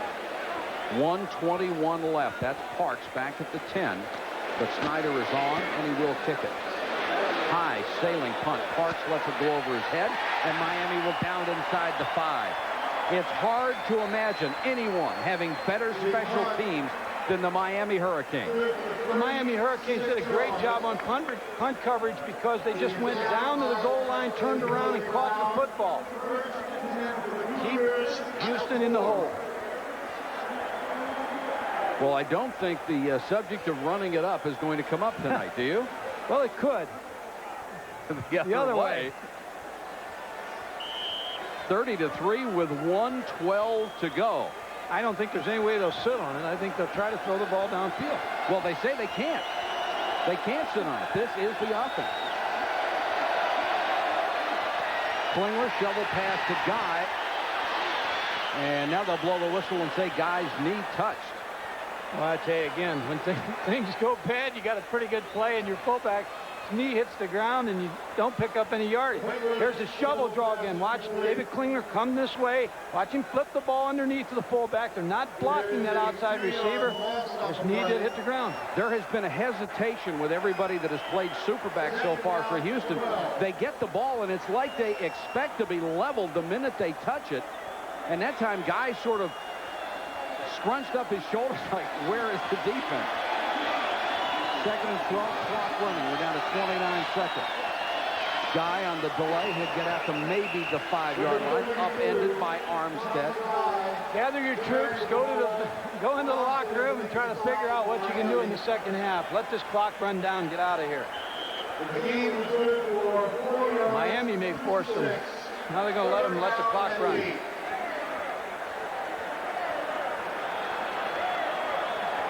Down to 4 seconds. And Klingler will get off a play just as the half ends, and now they blow the play dead. And he did not get it off. Really an appropriate ending for Houston in this half. Very few things went right. One field goal, they're down 30-3. Let's go to Adrian Karsten. Coach, is it the run and shoot just isn't executing, or is it Miami that's just that much better on both sides of the ball? Hey, it's a combination of both for sure. We can't sustain things as far as getting penalties on offense, and hey, they're doing a great job. We just got to get things turned back around for the second half. Is the offensive line just getting blown off the ball? They seem stunned. Well, we're getting a lot of holding penalties and this type of thing. That's been able to neutralize a lot of our drives. Thank you, Coach. Good luck second half. Mike. Adrian, thank you. We're at halftime, 30-3. Chris Fowler will be back right after you listen to these messages. Susan Portino, Mark Winkler, Tom Evans. Right, our score at halftime, Miami dominating Houston 30-3. Probably the thing that's most reflective, 316 yards to 76 yards in total offense. The kind of things that Houston usually does to other people have been done to them tonight. When we talked to Dennis Erickson earlier in the week, he said there were 2 keys to this one, Mike Gottfried.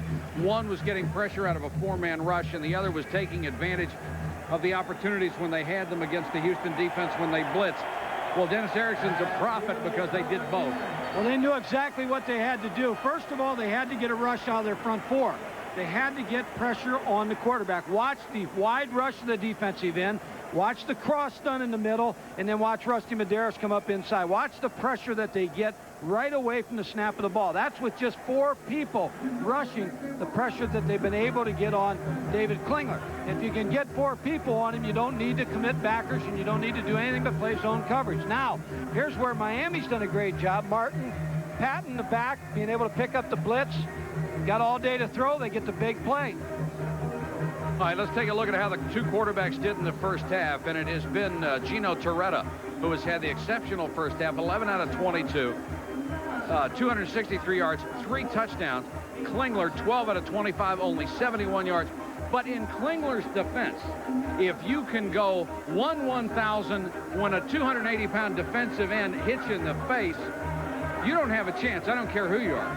Well, I think you're going to find out something about David Klingler in the second half, and I think you're going to find out something about the run and shoot, and you're going to find out about the Houston Cougars if they can come back and play in the second half. There's still time. They need to relax. They need to let themselves get it back in this ballgame. There's a lot riding on this Houston's national image, and, of course, Klingler's shot in the Heisman Trophy race. We'll be back with the second half kickoff in just a moment. Orange Bowl. And it's 30-3, Miami over Houston. Let's go to the sideline and Dr. Jerry Punch. Jerry? Guys, you would never know Dennis Erickson has a 27-point lead. He is such an intense individual. He was literally shaking as he walked off the field and shaking again as he came back on. He told his team at halftime, guys, above all, do not look at the scoreboard. This guy, David Klingler, can really hurt us. In fact, one of the defensive coaches told his team sort of tongue-in-cheek, remember, this is a team we're playing who thinks the Hail Mary is a short yardage play. Let's go to Adrian Karsten. Well, I'll tell you what, Jerry, if that's what they said in over the Miami locker room, this is what came out of the Houston locker room. They said, go out, forget it. The score is 0-0. Play it like it's the Astrodome. This place is not like the Astrodome. There's no roof, Adrian. Hey, you coaches do say some strange things. Don't look at the scoreboard. I'm sure the Miami players said, yeah, right, coach. Well, if I was John Jenkins, I'd say don't look at the scoreboard. Yeah. But I think, again, we're going to find something about this ball club right here in Houston. I think this is an important half for them as a football team. It's a young season. They need to come together and need some positive things to happen. And we should find out in a hurry because the Cougars will get the football first. Huerta kicking off. Taken by DeAndre Sanders, trying to get to the outside, speed against speed, and he turns the corner. Another flag is down, and I don't know if Houston has returned 1 kick tonight if there has not been a penalty flag. They've really put themselves in a hole with these penalties. Instead of having the ball close to the 30-yard line, he backed up. Casey Greer made the stop. That's not the way after you get a big emotional pep talk to come out and start out.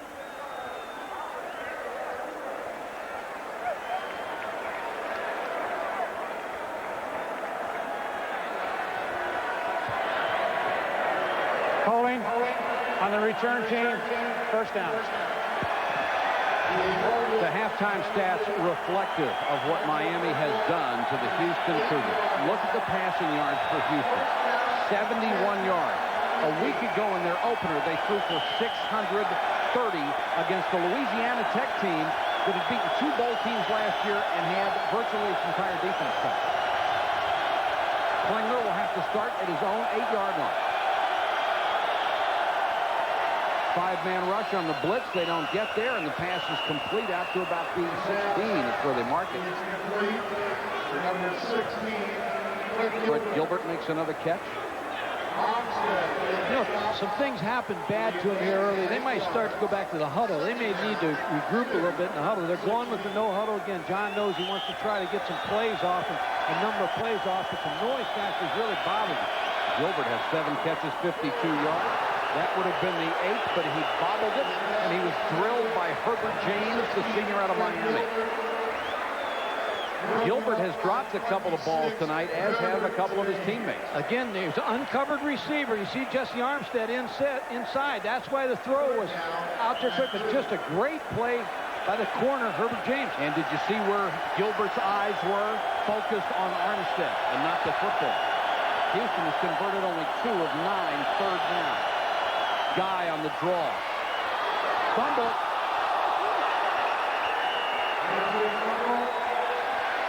Houston has it. They would have fumbled that one. You could have packed the bus up. You bet. As it is, they may have gotten a first down out of it and did at the 20-yard line. So one of the few breaks the Cougars have had, recovered by John Morris, the left tackle. Houston has not been able to catch anything over the middle. Everything's been outside or quick passes. Miami's fourth. 4-man rush. Klingler, Chase, trying to run. Look at the speed. Just burning speed. Herbert James came up. I mean, they just close on you so incredibly. Just so much speed. Here again, the rush bothers David Klingler. Just a straight drop-back pass. You see the rush forcing him out of the pocket. He's heading for the corner, but Herbert James, who's a deep cornerback, came up and made the play. Klingler has 4.65 40 speed, which is excellent for a quarterback. Randall Cunningham was timed in 4.7 when he was in college. That'll tell you how fast James is. 2nd and 7, it was a gain of 3. Pressure, they throw it to Guy, and Guy ran into his own blocker who was being forced back by a defensive lineman. The shovel pass has not been their best play.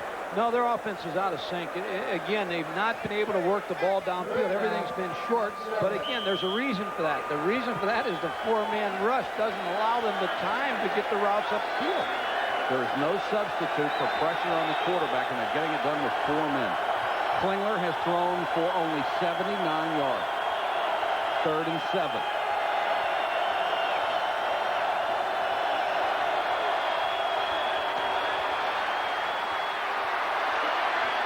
He'll have to run and doesn't get much. Caesar hustling all the way across the field, shoved him out of bounds after Kevin Patrick got the initial pressure.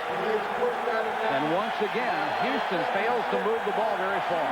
You wonder why David Klingler can't find anything. It's because Miami has done such a good job of underneath coverage. Watch David Klingler. There's a reason he's not throwing. Look at the underneath coverage. They're rerouting the receivers. They have speed to stay with them. And that's why he's running the football out of bounds. Great team speed has always been the key to this Miami ball club since Howard Schnellenberger came here. Langston to punt. Nice kick. Williams lets it bounce. And it's down by Houston special teams at the 38-yard line. He is now at the 38-yard line. 41-yard punt, no return. It's been a tough night for the Heisman candidate David Klingler. But Gino Torretta has had it all his way. He's made the right decisions, thrown 1 pass that can be considered risky, hit 3 touchdowns, everything they've asked of him. One team's been poised, the other team hasn't been tonight. McGuire is the single setback behind Torretta. McGuire will get the carry. Nice cut to get a couple of yards. James Bevel will make the stop along with Tyrone Davis. 3 yards. Second down. Houston jumped into an 8-man front defense on the first play. Still, Miami was able to pick up 3 yards running against 8 people. Steve McGuire's done a good job carrying the football tonight. Sure has. Martin Patton's given him the speed outside. And great blocking. McGuire's gained 60 yards, averaging more than 4 yards a carry so far. Torretta straight back to throw. Short drop goes to Thomas. Nice move to get away. Thomas to the 40. He left John W. Brown with an armful of air. Darren Woods had to make the tackle, and Thomas at 6'3", 170 sort of hits you at the end. 8-man front, you've got to be a little tighter on the receiver. See, John Brown's giving him too much room. Lamar Thomas then makes a move. That's what the Houston receivers are used to doing. Getting the defensive backs tired, getting them sloppy in their tackles, and that's what's happened on the other side of the ball. The Houston DBs cannot match up with the Miami receivers. Thomas, 6 carries, 138 yards, 2 scores. McGuire tucks it outside. McGuire doesn't look like he's doing a whole lot, but at the end of the play, he has 4 or 5 yards. Tyrone Davis made the stop. Stop by Tyrone Davis. Tailback counter play where direction goes one way to affect the linebackers. Watch the pulling tackle and guard. Good block by Leon Searcy. There's a good kick-out block. Darrell Spencer does a good move here for Miami. He doesn't try to block. He would have clipped. Gain of 5, 2nd and 5. Our score, if you joined us late, 30-3. Miami has dominated, especially on defense. And Torretta has been superb. Here comes the blitz. They don't get there. Thomas inbounds at the 17. Got a foot down. And once again, Torretta takes the heat of the blitz, lays the ball up so somebody can catch it. There is a marker down. Boy, John Brown's got problems. Personal foul. Against Miami. Lamar Thomas is just having a field day over here. There you see the 8-man front and the pressure, which means there's man-to-man coverage right here. On the snap of the ball, he's trying to stay with Lamar Thomas, but Lamar gives him a little move. John Brown bites on the move, and he gets behind him again. Watch this move. Just to stop, just long enough to get his arm over and to get free and to make the catch. On the offense, still second down. Watch the concentration. I'm not sure he had the football. Not sure he did either. Good concentration, but I'm not sure he brought it in. He did get the foot down. But you're supposed to take the ball with you, but it comes back on the personal foul in any event. 2nd and 21 now for Miami from their own 49. Houston desperately needs a big play on defense. Well, those DBs are on like islands right now, and Miami's just eating them up. And you don't want to be on an island when there's a hurricane coming. Here's Williams. Flanker screen. Goodbye. Touchdown.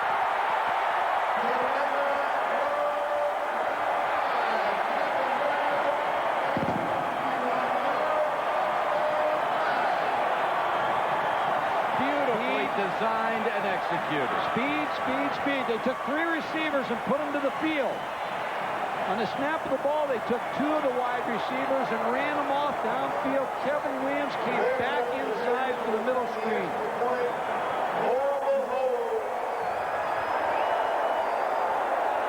51-yard touchdown pass. Williams' 2nd of the night. And Torretta has been superb. Huerta for the point after. Drills another one through. 4 touchdown passes in less than 3 quarters for Gino Torretta. It's 37-3. ESPN's Thursday night CFA Houston and Miami is brought to you by Isuzu. For features, styling, and price, there's no comparison. And by Sharp Electronics Corporation. From sharp minds come sharp products. 37-3 Miami over Houston. The Canes kicking off. Holt, Good, and Sanders are deep. Another good kick by Huerta. Good from the 3. Buried as he reaches the 33-yard line. Mike, let's go back to that last touchdown. Well, what Miami did is put all 3 receivers. Lamar is going to come, Williams going to come back inside, but watch Kevin Williams, but watch the pick right here on man coverage. Watch the middle receiver come back. There's the pick right there. There's the middle screen. Kevin Williams. Touchdown City. Well, you can't throw a block. You cannot hit a defender when the ball's in the air. That was a pick all the way. But it sure was pretty. And now Klingler in a lot of trouble. Toretta has thrown for 333 yards and 4 touchdowns. Klingler behind Tiandre Sanders, who was coming out of the backfield. Houston came in here with a dream tonight. They wanted to show people all over the country that this just wasn't a Southwest Conference power. It was a team that could play with anybody in the country. And against a defense like Miami's with the great athletes they have, they went to sleep waiting for that dream, and Freddie Krueger showed up instead. It's been a nightmare for John Jenkins. Klingler, 13 out of 29, only 79 yards. Quickly to Brown, ducks the tackle, and then it stopped at the 38. James and Armstead made the stop. Again, Miami will just give them that pass all night. They have to throw the ball downfield. They're just not able. This is just a check off to the uncovered receiver. Jesse Armstead comes over. Herbert James right away to make the tackle. But, Mike, if you're Klingler, you go to the sideline saying, that's the only pass I can throw, Coach. He's running the system because he just doesn't have time. Again, the quick pass, Gilbert. That's what he does best, make people miss, and Gilbert's across the 45 to the 46-yard line. But when you're behind 37-3, it takes a lot of those passes to get you back in this ball game. 9:51 to go, third quarter. We are rapidly gaining on the 3-hour mark in this game. Houston plays a lot of games that are close to 4 hours in one.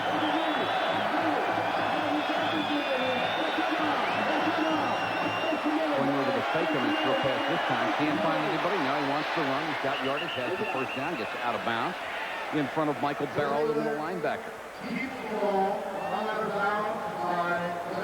Next week, Virginia at Georgia Tech.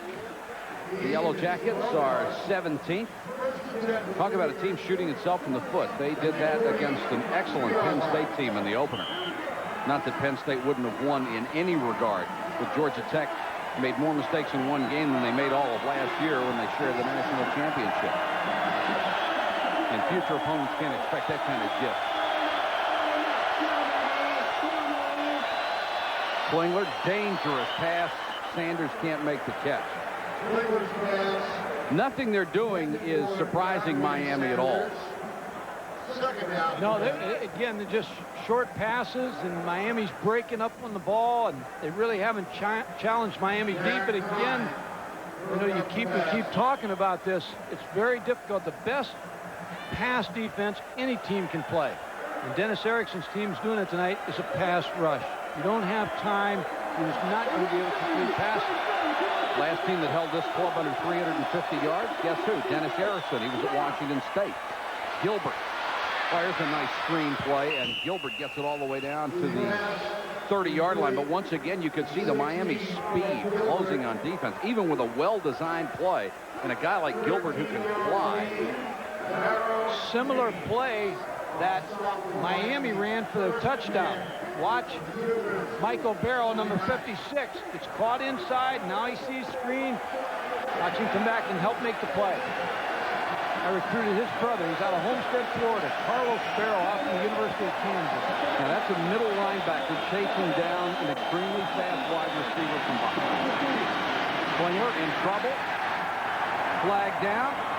Maybe a face mask. Eric Miller, number 95, got to Klingler. It also looked like Lopez was in there. And they have fresh defensive lineman. Kenny Lopez is a 6'3", 270-pound backup defensive tackle.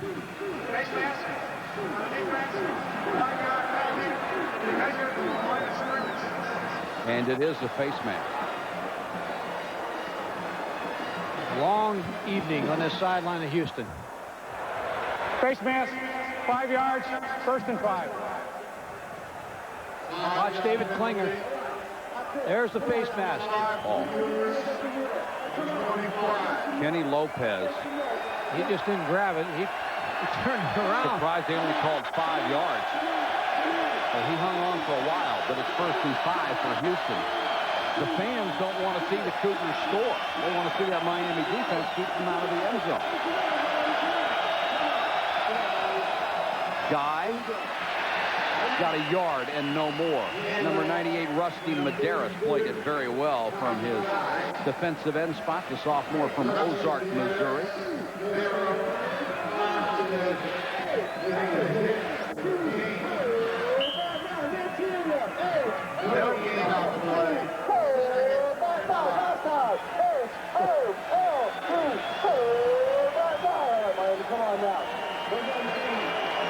Game's about a yard. They're listed at 2nd and 5. It's closer to 4. Klingler with that little half roll, and his receiver been forced out of bounds. John Brown the third. And nice coverage out there again by the Miami secondary. Mike, I talked to one of the defensive coordinators in the Southwest Conference, and he felt like the player that Houston would miss most is Chuck Witherspoon, the S-back last year. Yeah. He did so much for John Jenkins in running the football. They're playing 4 players at the S-back, but when you lose a player of his ability, it really affects your offense. But even if Chuck Witherspoon was here tonight, they'd have trouble. If John Riggins was here tonight, they'd have trouble. Klingler throws. Flag is down. John Brown the third and his offensive lineman Charlie Williams, number 79, as they tried to get a screen out there. Penalty is going to go against Miami. Charlie Williams, the offensive tackle who was trying to get out for the screen, nearly ran over his own receiver. John Brown the third was nearly trampled. Personal foul, roughing the passer on the defense. Late hit on Klingler. They just can't hold Miami out. They call this roughing on Anthony Hamlet, number 97. Watch Hamlet come in. Here's the play. He sticks his helmet in his back. In the back. Miami's been penalized 12 times, 107 yards. Houston has 8 penalties tonight. It's a 1st down Cougars. Klingler sidearms this one too high for Gilbert. And good coverage back there, especially Hurley Brown. And this will be holding against Houston. Rusty Medeiros was applying pressure, and that's the look that John Jenkins has had most of the night. It doesn't surprise me the way they're getting by the offensive line. They have to grab him, try to slow him down. Darrell Williams, a free safety. Number 31. Dennis Erickson told me he may be as good as Benny Blades. That's good. Holding. Offense. Still 1st down. You feel for Klingler a little bit. He is a quality quarterback who is going to be one of the top draft choices in the National Football League. But he's just taken a beating tonight. People who are watching this game, obviously the question is going to come up, how does this affect the Heisman Trophy race? How does it? Well, I think that Casey Weldon and some other people are going to move up. Not ahead of him, but they're going to move up. This is it. Now all of a sudden it's going to be a crowded party. Movement on the Houston offensive line. John Morris, the left tackle, got a quick start.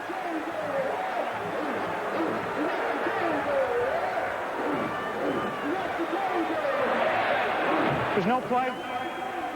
We have movement before the snap on the offense. 5-yard penalty. Mike, I want to say something when in David Klingler's defense. If you're a quarterback in any other offense and you're having a bad night or your team's having a bad night, other people can carry you. When things are going bad in the run and shoot because you're the focal point, whether it's you're having a bad night or your offensive line's having a bad night, I mean, it looks bad for you because you are the trigger man. You're the guy who's going to have the 700-yard passing nights, but also when things go bad, you're going to look bad. Exactly. 1st and 34. Houston is rapidly going in the wrong direction. Klingler under pressure again, throws deep, out of bounds, intended for John Brown the third, double covered. Klingler took another shot as he unloaded. Intending for number 82, Ron Brown. Watch Darrell Williams, number 31, just sitting on the hash, waiting for a receiver, and then he breaks on the ball. He's in pretty good shape. That's Jesse Armstead, a linebacker, running with the wide receiver. Darrell Williams. Again, unbelievable speed from these linebackers. Good size, 6'2", 190, run. Makes the defensive secondary calls. Klingler has averaged 2.9 yards per attempted pass tonight. Fake, Klingler gets away, nearly lost his jersey in the process. Throws, Gilbert can't get there. Nearly intercepted by Ryan McNeil. There's another flag down. And a Houston player is hurt.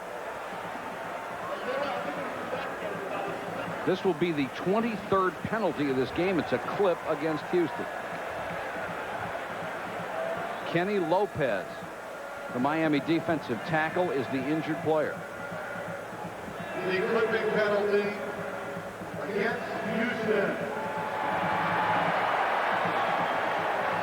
Just a total mismatch in the offensive line of Houston, defensive line of Miami. Really being eaten alive at this point. Clipping on the offense. Second down. Dodgers and the Braves tomorrow night, Major League Baseball. Our exclusive coverage starts at 7:30 Eastern. What a great race in the National League West. The Braves, the surprise of the league this year. The Chicago White Sox and the California Angels will follow the Dodgers and Braves game. And there are the standings. The Dodgers, two games back in the loss column. They will meet the Braves head-to-head 6 times before the end of the year.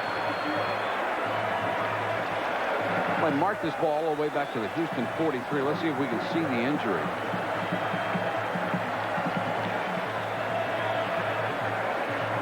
There you see Kenny Lopez get hit low. Looked like it right on the side of the knee, and Lopez is being helped off the field. Never saw it coming. No.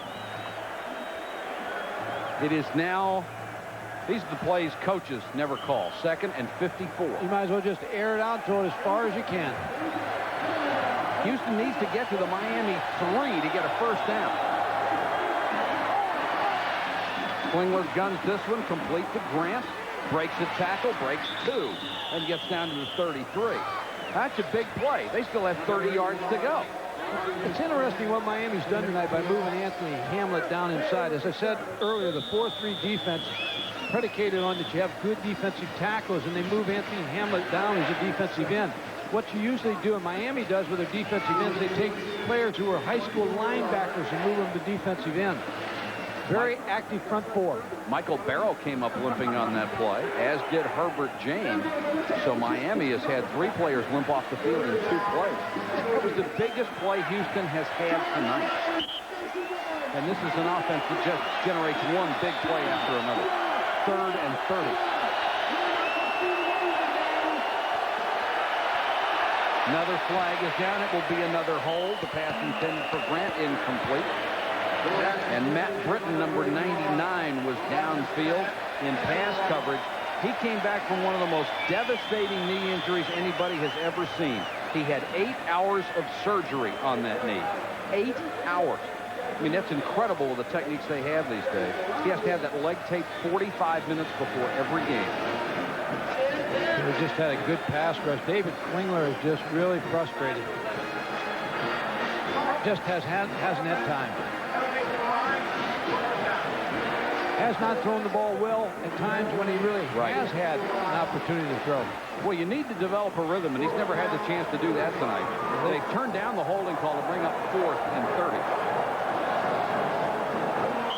At this point, he's just going to keep his offense on and 4th down, try to pick up the first down. 6:52 to go, 3rd quarter. The Miami players trying to get the fans to their feet. And it's working.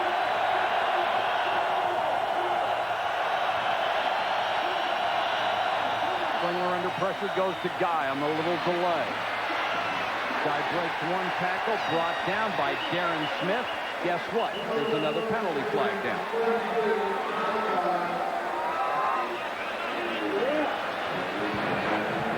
Offsides, defense. Well, this will give Houston another shot. It will be 4th and 25. They were obviously far short of the first down. Guy is someone, a young player, only a sophomore. He's still learning the system, and it's very obvious he doesn't have a great deal of confidence in that play or what he's doing right now. He has been really hesitant every time he has caught that little shovel pass with a short screen. He has. When you roll 4 people in, at times it'll take a while for somebody to establish themselves at that position. 4th and 25. Houston gets another shot. They need to reach the 3-yard line for a first down. 4-man rush. For once, not a lot of pressure. Gilbert caught it, but he is crushed at the 11-yard line. That will be short of a first down. And that's one of the reasons he was open over the middle, because the Miami defense is laying back, saying you're not going to get the 30 yards to get the first down. 6:35 to go in the quarter. Miami leads by 34. Print. Houston 3. And when we get to the other side of the scoreboard, that's not a misprint either. Miami 37. And that says it all. 6:35 to go, third quarter. Miami backed up for one of the few times tonight from its own 11. McGuire behind Torretta. McGuire will get the carry. No room there. Let's get down on the sideline and Dr. Jerry Punch. Jerry? Thank you very much, Mike. Kenny Lopez, the third-year sophomore defensive tackle, is being strapped to a cart here along the bench, and they will carry him into the locker room. I spoke to team orthopedist John Uribe a minute ago. He thinks he may have strained the medial ligament. That's the inside ligament to his right knee from being cut on the outside. They're going to take him in, take the pads off, and get a good, long, hard look at him. A tough break for the young man who will play no more tonight. Jerry, thanks very much. Your expertise on the sideline, always welcome. 6 minutes to go, third period. Torretta doesn't hesitate to drop back and throw, and guns this one deep down the sideline. Lamar Thomas was the intended receiver, but about 5 yards short. If those of you who have tuned in for baseball tonight, it is now 11 o'clock, and get yourself another cup of Bosco, because we're going to be here a while. We've got 5:54 to go in the third quarter.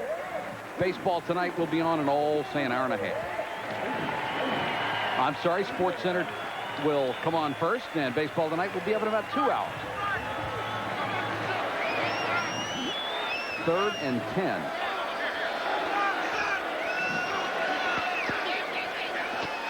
Torretta with time, rifle complete.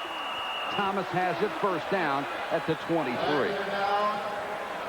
More penalty flags. Holding. Offense. This will go against Miami.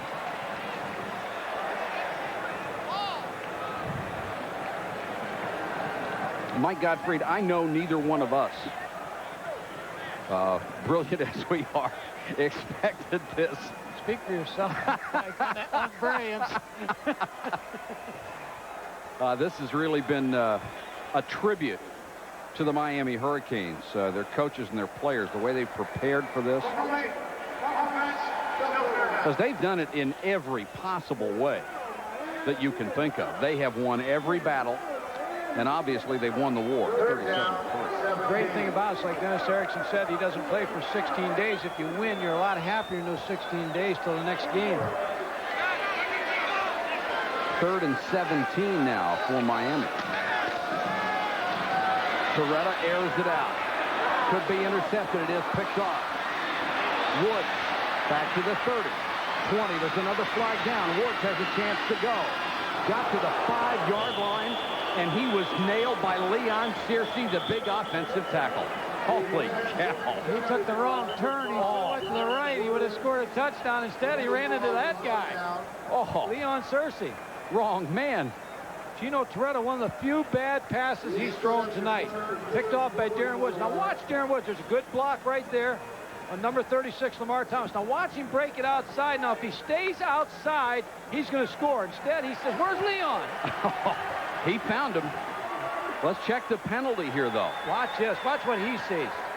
Oh, I wished I would have went to the right.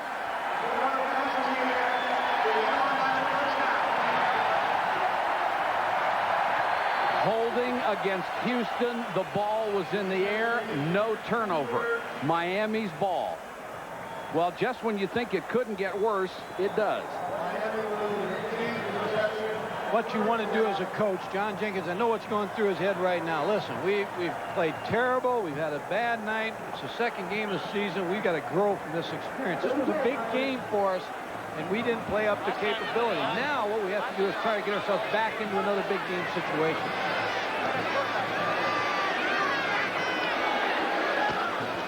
McGuire gets a nice downfield block, breaks the sideline, shoved out of bounds. Darrell Spencer threw him a fine block to get about 10 yards. John W. Brown shoved him out of bounds. Watch number 35, the inside receiver, make a block for Steve McGuire. Here he sets up, blocks Lorenzo Dixon. Steve McGuire gets outside, picks up real good yardage. And that's all you ask of a wide receiver, not to level somebody, just hit him. Get in his way. McGuire, 17 carries, 84 yards. He doesn't offer the blazing speed you usually see out of a Miami running back, but he's gotten the job done. Here we go.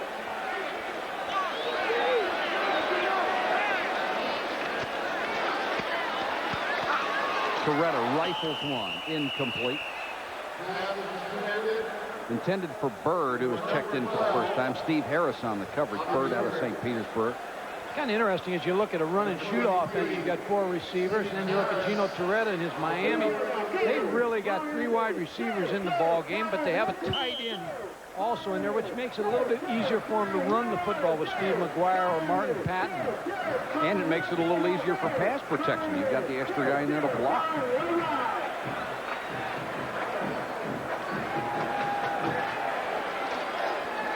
Second and 10. Go with 4 wideouts this time. And put McGuire in motion, and they'll throw to him. The Miami ball carriers, as running backs or receivers, have slipped so many tackles tonight. McGuire said he's been working on his moves. He doesn't like to get hit all that much. Top 10, Florida State, Miami. This can do nothing but enhance their reputation. And, of course, they always meet, and it's always a great game. Michigan, Washington, Penn State, which may have the best team Joe Paterno has had in a long while. Houston, 10. Well, that's not going to last. Not after tonight. And the Cougars were so helpful, so hopeful that they would come in here and be able to move up in the rankings, challenge for a national championship. Torretta throws, incomplete, threw low to Lamar Thomas.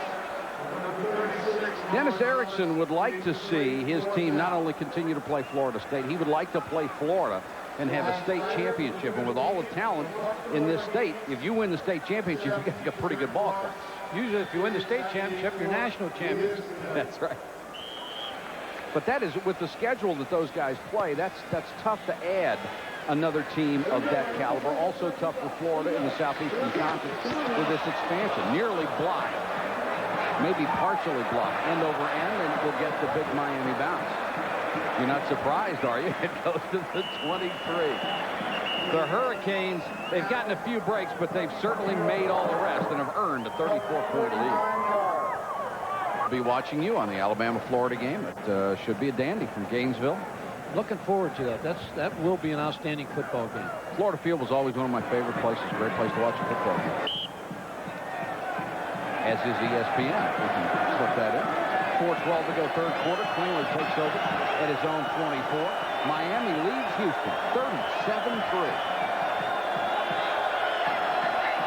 The run and shoot has done neither tonight. Klingler under pressure, throws the screen to Guy. Armstead hits him, and then he gets a lot of help as they get to the 30. Let's go to the studio and Chris Fowler. Chris? All right, fellas, if you think back to the last 3 games, Miami has become the worst nightmare for the Southwest Conference. Remember the Cotton Bowl, 46-3 over Texas. In their opener this year, 31-3 over Arkansas. It's now 37-3. Added up, it's 114-9. No touchdowns allowed. Some injured pride for Southwest Conference fans, fellas. Tell you, Chris, if I'm an athletic director anywhere, I cross Miami right off that schedule. Klingler throws, sideline. Complete? No. Armstead was over there knocking the ball away. Klingler, the last 3 games he has played, 2 last year, including the bowl game against Arizona State in Tokyo, and the opening game this year, especially Arizona State. Look at that, 716 yards. And tonight, he has been held to 146 yards, or make it 153, 19 out of 40, and only 6 have been for more than 10 yards. A tribute to the Miami defense. Guy on the draw. Another flag is down. Guy slips a tackle. Gets it out near the 40-yard line. John Jenkins' play calling right now is the respect he has for the defensive line, and it has been that way for almost the last quarter. Offsides, defense. This will go against Miami. Also, I think what's got to be in his mind, protecting the quarterback. He's got a guy here who is a legitimate Heisman Trophy candidate who has just been clobbered all night long. Well, he can't control the pass rush any other way at this particular point. There's nothing for him. He can't really do anything. So it's run the draw, run the shovel draw, try to get quick passes off before they get to David Klingler. David Klingler's had a tough night. That is an understatement. And that's the reason, right? Oh, yeah. They're looking at. That 4-man rush has been withering. 1st and 10, Houston from the 39. Klingler to Good. Good gets out of bounds. Gained about 5. Miami will feel good about their scout teams. That's the players who simulate the other team's offense, and they really, it's tough to do. It's tough to simulate the speed. But what Dennis Erickson did is he went back and worked against his own receivers a little bit because they had an extra time to prepare, and the extra time to prepare against this offense helps. Exactly. Ran his first-team receivers in skeleton drill. Gained 6 on the last play, 2nd and 4. Klingler throwing off balance, complete to Gilbert. And Gilbert up to about the 50. You can see the difference in the confidence level of the Houston Cougars from the first half to this half. They have some plays that will work now against Miami, albeit for short yardage. And in the first half, they dropped a lot of balls. They looked a little shaky. When you play this offense, the key individual thing you want to do is keep them from getting big plays. And Miami's done that tonight. They haven't allowed them any big plays. 11 catches, 94 yards for Gilbert, who had 11 in the opener. Here's the screen. Sherman Smith made the wrong decision. Eric Miller. I mean, even their little scat back receivers with great speed are having trouble outrunning linebackers and defensive linemen. Well, Eric Miller kind of fell in this one. You see the pass rush. Now he just waits. He's coming back to you, Eric. Just stay right there. There you go. He'll come right back to you. And that's the kind of night it's been for Houston. Eric 6'4", 260, a senior. Palm Beach Gardens. And they have used 2 entirely different defensive lines, and they've both done a whale of a job. Klingler just can't find anybody this time. Sidearms it. Nice pass to Good, and Good is belted. He got to the 47. To the sideline, and Adrian Karsten. Adrian. Mike Patrick with a couple of Cougar alums here. Carl Lewis to my right and Leroy Burrell to my left. Carl, is there any truth in the room you were offered a uniform by Coach Jenkins at halftime? They can use your speed out there right now. Well, I put it down real quick. They're doing a good job. It's one of those games. Things happen like that, but they'll be back. Any eligibility left? No, it's long gone. Leroy will come back with you in just a minute. Mike. All right. It's a good move by Carl Lewis to turn the uniform down. Carl's very bright. He said, no, thanks. I don't want that uniform. Klingler. Got him again. Excellent coverage downfield. One of the few times the offensive line held and did its job, but the Miami secondary covered beautifully, and Eric Miller got there first.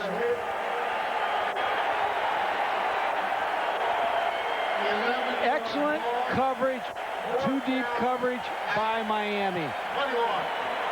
David Klingler's looking backside. He faked the front side route. He looked backside, just everything covered, and he just doesn't have any time to throw a deep route tonight. 5 sacks. And on 4th and 16, Langston comes into punt. Darrell Spencer will do the return duties this time from the 15. Returnable. Spencer from the 20.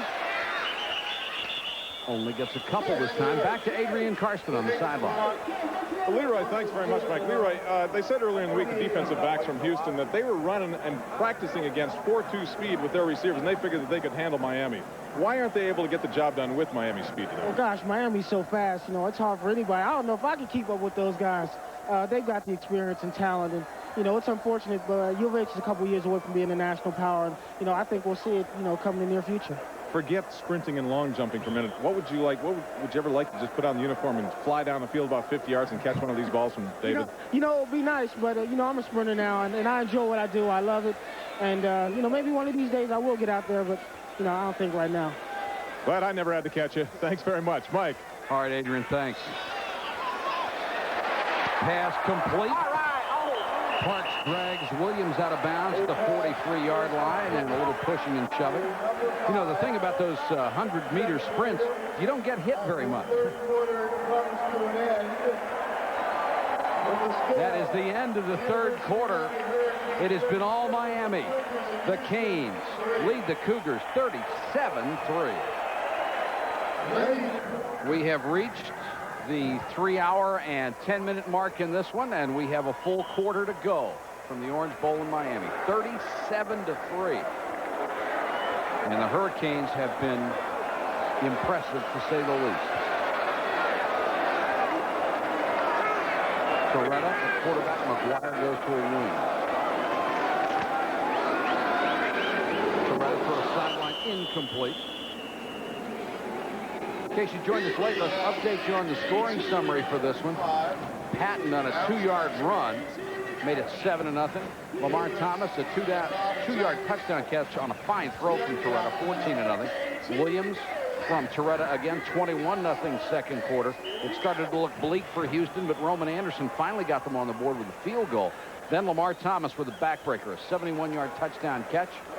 And then Houston shot itself in the foot again, snapping the ball over the head of the punter for a safety.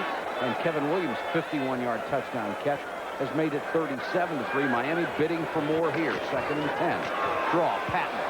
Flag down. So Patton as he reaches the 46-yard line. Blunt made the tackle along with Kenny Perry, who's been very active tonight. And Gentry checked the flag. Holding. Offense. Boy, if the referees got paid by the penalty, there would be a rich crew tonight. John, he's got his own highlight film. He can take it home and show his family. You know, one thing Miami is very proud of, not only their great athletic ability and their winning record. Holding. Offense. Still 2nd down. The graduation rate last year was just about as good as it can possibly get. And they are also exceptionally proud of the fact that all of their players do community service work. Some do a great deal in the area of trying to prevent kids from drug abuse and staying in school. And Dennis Erickson says all of his scholarship players are required to do at least some of it, but many go out and volunteer on their own beyond that requirement.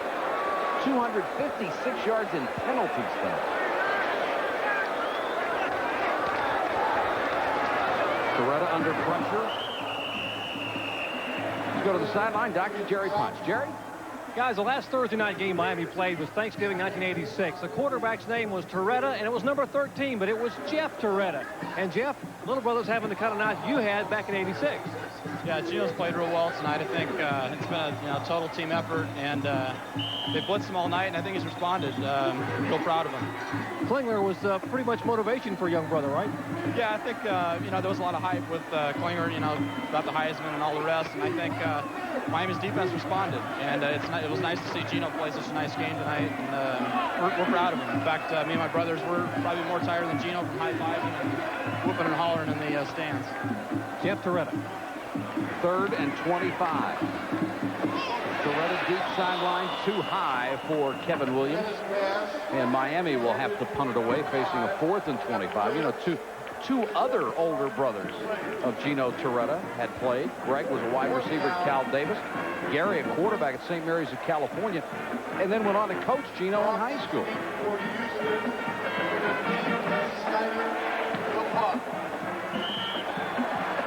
Houston came hard after the last punt, trying to make something happen. They show an 8-man front again. Jerry Parks is waiting back at the 45. Parks has to backpedal all the way to the 32. And once again, Miami with excellent speed on special teams, and they always put a big hit on the return man. 13:21 to go. We've got a timeout. Did you know that the most valuable patent ever issued went to a small business owner, Alexander Graham Bell? Since then, AT&T has stayed on the cutting edge of communications. For example, AT&T just invented a new 800 service for small businesses. It uses your existing line and costs only $6 a month. At AT&T, almost half our business comes from small business. When you succeed, we succeed. Call about our 800 offer. PN's Thursday night CFA, Houston and Miami, is brought to you by Jeep. There's only one Jeep. And by MetLife. Get Met. It pays. You're watching CFA football on ESPN and watching Miami take Houston apart 37-3 with 13:21 left in the game. Klingler stays in at quarterback. Good, and they'll stop the play. Yet another penalty flag. Check in with Chris Fowler. We'll check on the penalty in a moment. Okay, fellas, the pennant races are tightening up in the AL East. Boston draws within 3.5 of the first-place Blue Jays by beating the Yankees 7-2. Mike Greenwell drove in 3, but the Tigers fall 5.5 back. They are shut out by Milwaukee's Chris Bosio. SportsCenter follows the game with highlights and scores. Back down to Miami. When you shut out the Tigers, you shut out some bats. Those guys can flat crush it. But the Red Sox are making a real run at the end of the season. Hope in New England springs eternal. They never give up. 1st and 15. Klingler gives it to Miles on the delay. He's across the 40 to the 42. And our Sunday Night Baseball, our exclusive coverage with John Miller and Joe Morgan, will feature those Red Sox against the Yankees at 8 o'clock Eastern Time. Hope you'll join us for that one. Mike, do you think Lee Corso's still watching this game? No. You don't really? Well, the reason I'll get back to there is he's in bed asleep. I give Lee more credit than that. 2nd and 8. Miles again on the delay. Close to a first down at the 49-yard line.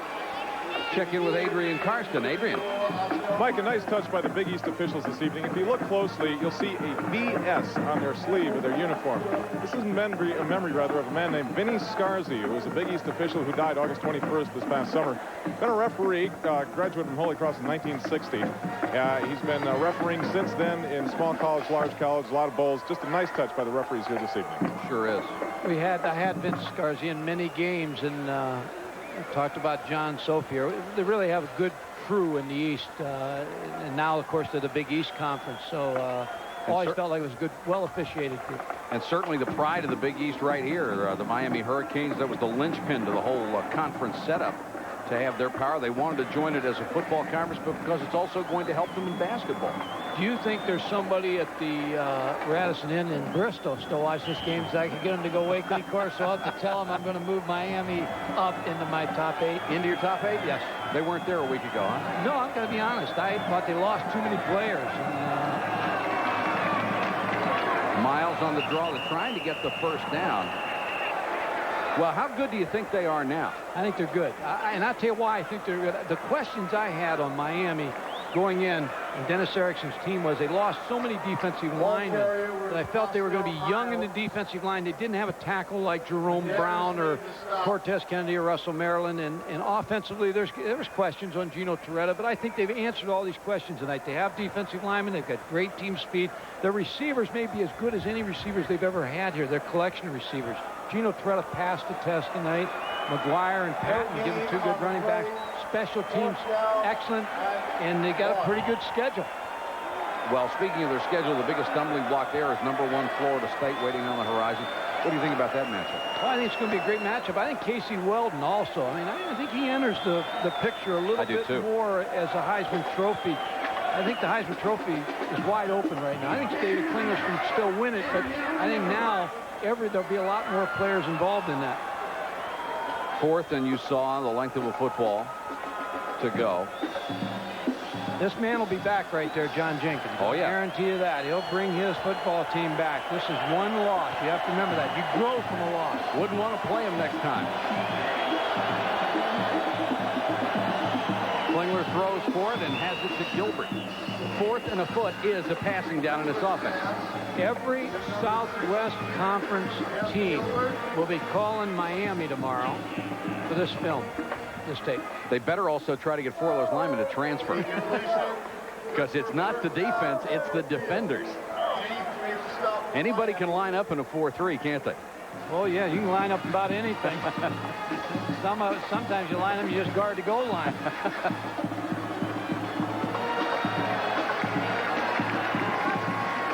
It is a first down, Houston. Ball at midfield. 11:45 to go in the game. Klingler gets it out to Gilbert. This kid's a quality receiver. Takes it down to the 42-yard line. Darren Smith knocks him out of bounds. Gilbert's 13th catch tonight. Darren Smith credited with the tackle. Here's what Miami is facing the rest of the season, and they have always done a very good job of spacing their big games. The next real big test, October 12th, Penn State. Great team this year. That should be one heck of a game. And then Florida State on November 16th. The other games you figure they have to go in as real heavy favorites. Klingler sidearms this one, incomplete. Defense. 10-16, press Gilbert. 3rd down, 1. Watch Freddie Gilbert go down the field here. Now you watch the rerouting of receivers. Everybody's banging away at him. Oh. Matter of fact, they're actually tackling him there. Matt Britton. Matt Britton gave him a little forearm shiver to the side of the head. Britton, the senior from Miami. He's moved rather well on that bad knee. 3rd and a yard. Try to get it on the ground and don't. Number 34. May have lost a yard. Miles takes the handoff. Klingler has been under severe pressure ever since this game 1 began. yard loss on the play. And there are the 4th stats. and 2. 6 sacks, 9 hurries. He has not been intercepted. And surprisingly only had 1 pass knocked down at the line of scrimmage. Game's not over yet. You know, I mean, everything else has went bad tonight. 4th and now 2. Klingler, 25 out of 47, 179 yards. Dumps it to Gilbert. They'll try to let him get the first down, and he can't. Paul White with a great ankle tackle.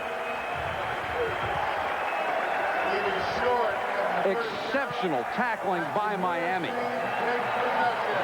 Timeout, 10:49 to go. Miami continues to lead. 10:49 to go in the ball game. Miami takes over at its own 42. We have had 79 passes thrown tonight. And it looks like we'll get to the 4-hour mark without even straining ourselves. Coretta remains at quarterback. This is McGuire. Good cutback. McGuire's got a chance. 30. Had the ball knocked away. But Miami will retain it. Darren Woods. Very nice looking play there. Not only did he make the stop, he was trying to make something happen by slapping at the ball. Steve McGuire, watch him. He's going to run the stretch play to the left side. Watch the cutback. Now. Cuts back. All the linebackers have overrun the play. Darren Woods, number 5, catches up and then tries to strip him. He did, but the ball went out of bounds. McGuire, 18 for 118 yards. So he has 188 yards in 2 ball games so far. Another first down, Miami. Patton comes in at tailback, gets the carry. Hit in the backfield initially by Ryan McCoy. And then stopped by Glenn Cadrez. It's been a long time since this offense did not score a touchdown. In fact, it was the first game with Jack Pardee as the head coach. And John Jenkins is the offensive coordinator when they had the run and shoot installed. And it will happen just about that often, once every 4 years. And you've got to play somebody like Miami to shut it down. Believe me, this offense, there's nothing wrong with this offense. Brilliantly conceived with the athletes they have. They're going to score a lot of points with it. A lot of people are going to play Miami and only get 3 no matter what they do. Patton on the screen. All the way down to the 15-yard line. Cadrez hustling downfield again, playing very hard. Steve Harris makes the tackle with him. Little quick screen where Lamar Thomas, number 36, comes back in and blocks the linebacker. A little pick play again against man coverage. When you get people in man coverage, sometimes you can pick them. One thing in defense of the Houston defensive unit, with the gambling style that they have, they know they're going to give up some points. Make big plays, give up big plays. They count on their offense to come back and get those scores back. When the offense can't do it, your defense will work. Well, where the offensive line from Houston had a problem tonight, the defensive backs had one also. Yeah. McGuire gets the first down, back to the sideline, and Jerry Punch. Guys, as we approach the 4-hour mark, stamina could be a problem, but not necessarily for Miami. Now, they experimented before the Cotton Bowl last year with a carbohydrate loading solution called Gator Load, made by the same people who make Gatorade. We know what happened in the Cotton Bowl, and they are now firm believers in carbohydrate loading. They make the players drink 2 of these at lunch and 2 after the game. They believe it gives them unbelievable energy during the game, and after the game, it cuts down on some of those minor aches and pains because of the rapid energy restoration by this carbohydrate loading. Jerry, send 2 of them up here to us. Send 6. To the truck. We'll take a 6-pack. Mario Cristobal, the junior right tackle, is the injured player. He's the most versatile lineman on this Miami Hurricane team. You know, this club has had, in the last 5 years, 26 players drafted in the first 3 rounds. 26 guys in the first 3 rounds. That's twice as much as anybody else. Unbelievable. The level of talent they have had here is incredible. Hope you'll be with us every Saturday. We'll give you stats like that. Will Chris Fowler and Lee Corso. It all starts at 11:30 Eastern. And we have a doubleheader this Saturday for you. Louisville against Ohio State. That's at 12:30. And then at 7:30, Ron Franklin and Mike Gottfried will be at Florida Field in Gainesville, Alabama against Florida. First down, 10 Miami, driving, trying to add to the score. Torretta throws and off the fingertips of Darrell Spencer.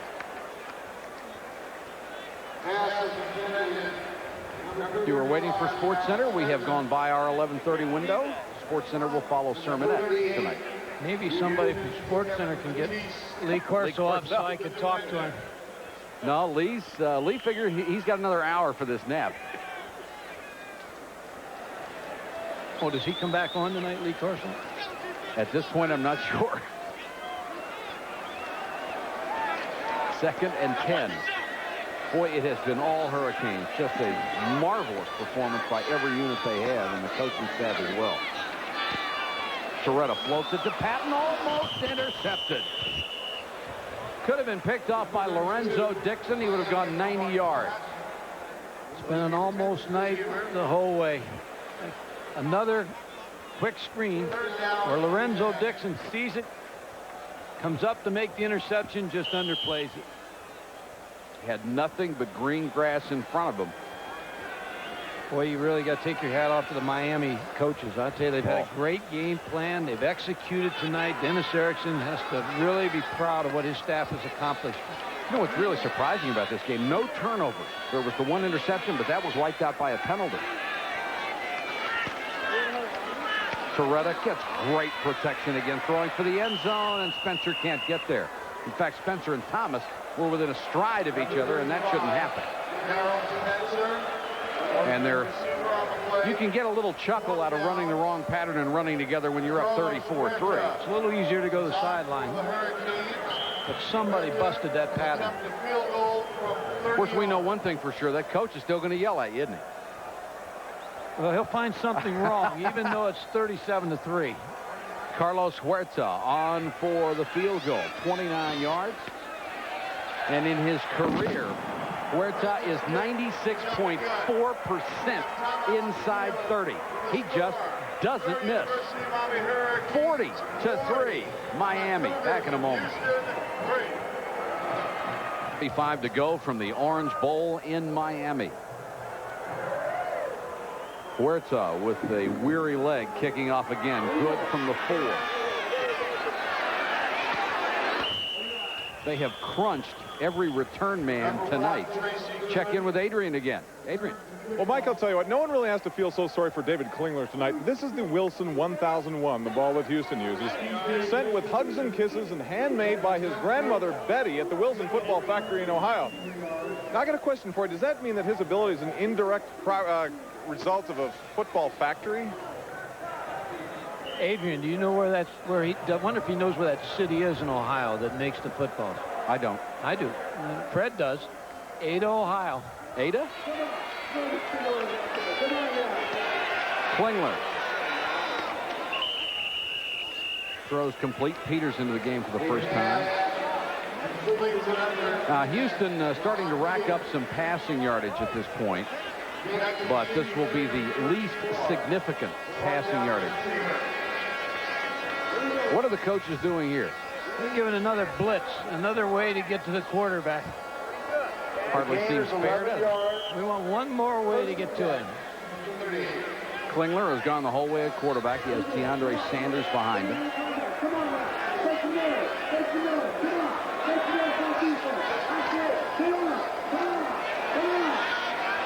Airs this one out.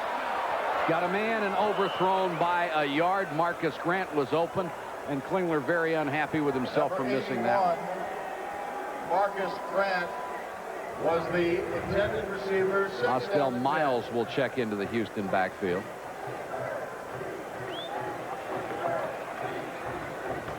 Always been interested in what a coach looks for at this point in the ball game. You're being mugged publicly on the road.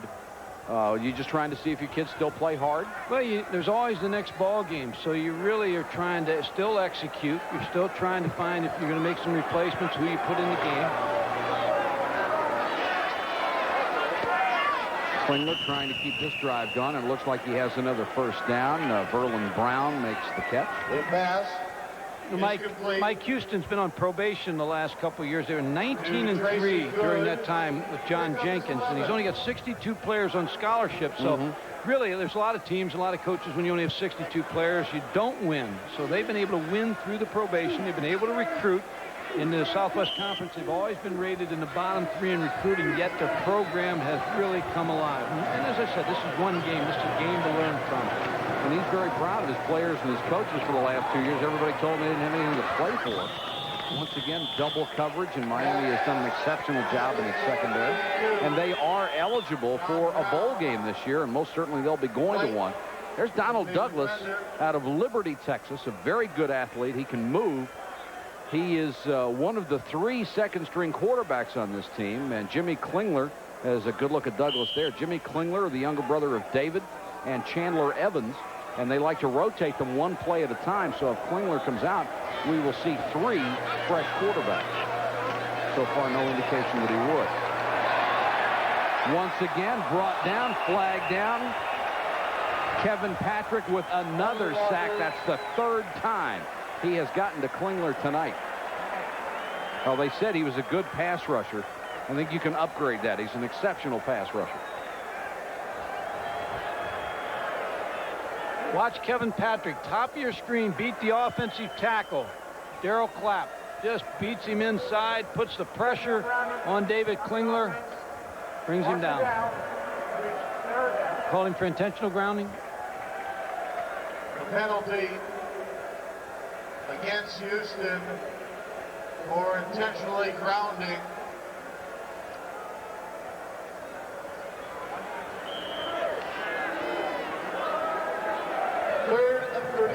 Third and 34. That's not the worst shape Houston's been in. They had a 3rd and 54 early. Medeiros puts pressure on Klingler. He's had to run for his life tonight.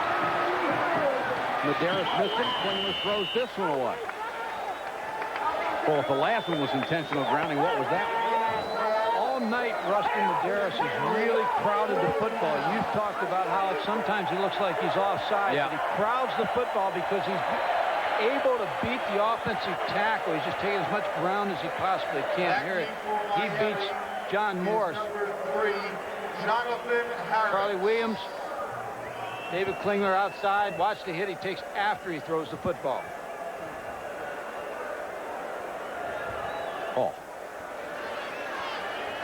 starting to question keeping Klingler in there. Kid is your franchise.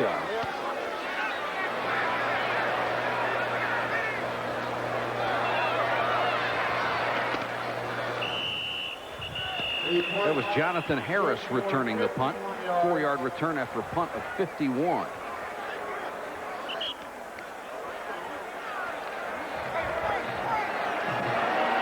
Houston's schedule, they have to play at Illinois, then face a very good Baylor team. The rest of their schedule from there on, Southwest Conference games, and Texas A&M, a team that has always given them trouble. At Texas, the team that beat them a year ago, then Rice, TCU, and Texas Tech. Frank Costa has checked in as Miami's quarterback, the redshirt freshman out of Philadelphia. His nickname is Costa Verde.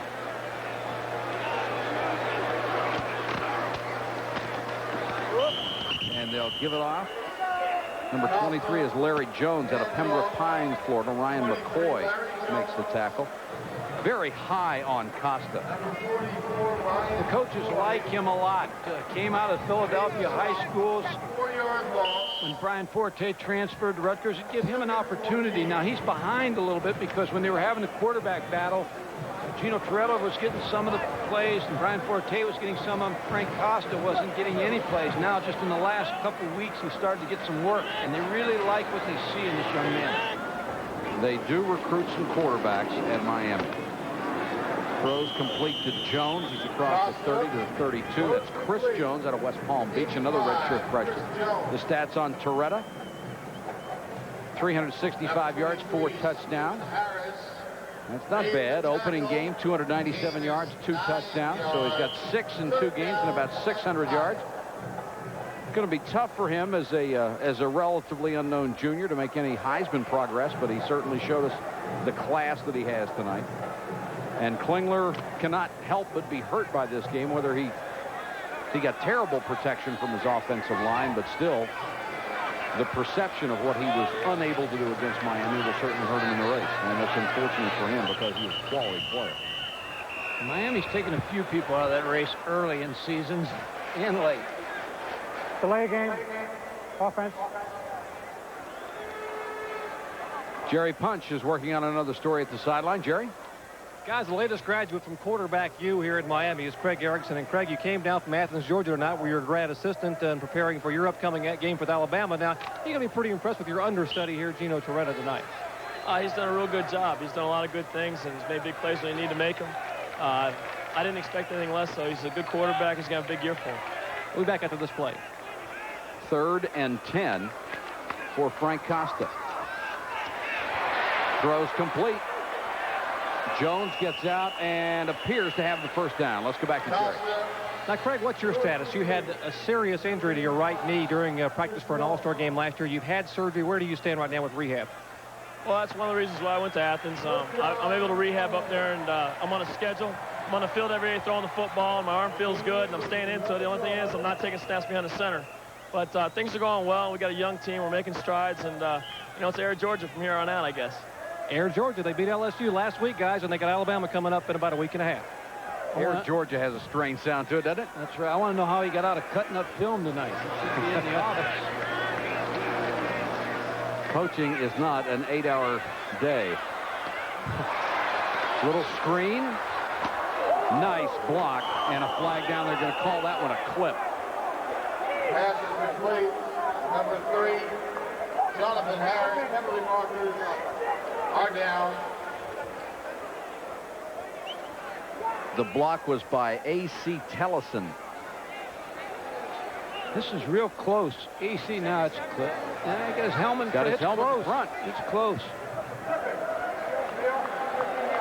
Well, that's always the key to that penalty. If you get the hat in front of the player, they're not supposed to call it a clip. I think they're arguing with the official down there. The Miami coaches are letting him know that they think they made a mistake. A lot of penalties tonight. Oh. Both teams. Well, we're gaining on 4 hours. We only have about 18 minutes to go, and the clock shows 4:54. 34 at the 15. You didn't tell the cab to keep the meter running, did you? No, I don't have that much money. 4:40 to go in the game. 1st and 34. Try to run it a little bit and give it off to Larry Jones, the freshman. You want to... Larry Jones. One of the questions you talked about, what you try to find, and you got a lot of young players in there now, but Ryan McCoy on that last play, the starting middle linebacker, number 44, still came through and almost made the play. So you still look for somebody like that who's still going to play hard at the end. And, as I said before, it's a learning experience for this ball club. They're a young team, and they'll be back in this kind of situation. He's played hard the entire game. It's a good linebacker. Melvin Robertson told me that he's one of the best linebackers he's ever had. Melvin's been around for a long time and has some great linebackers. He was Southwest Conference newcomer of the year ago as a freshman. Donnell Bennett out of Fort Lauderdale gets his first carry. The freshman run out of bounds at the 24-yard line. Nigel Ventress made the tackle, a transfer from LSU. Game day, noon Eastern, and we will update you on everything, and I mean everything that's going to happen in pro football on any given Sunday. And then everybody's back at 7 o'clock for prime time. Highlights of all the ball games.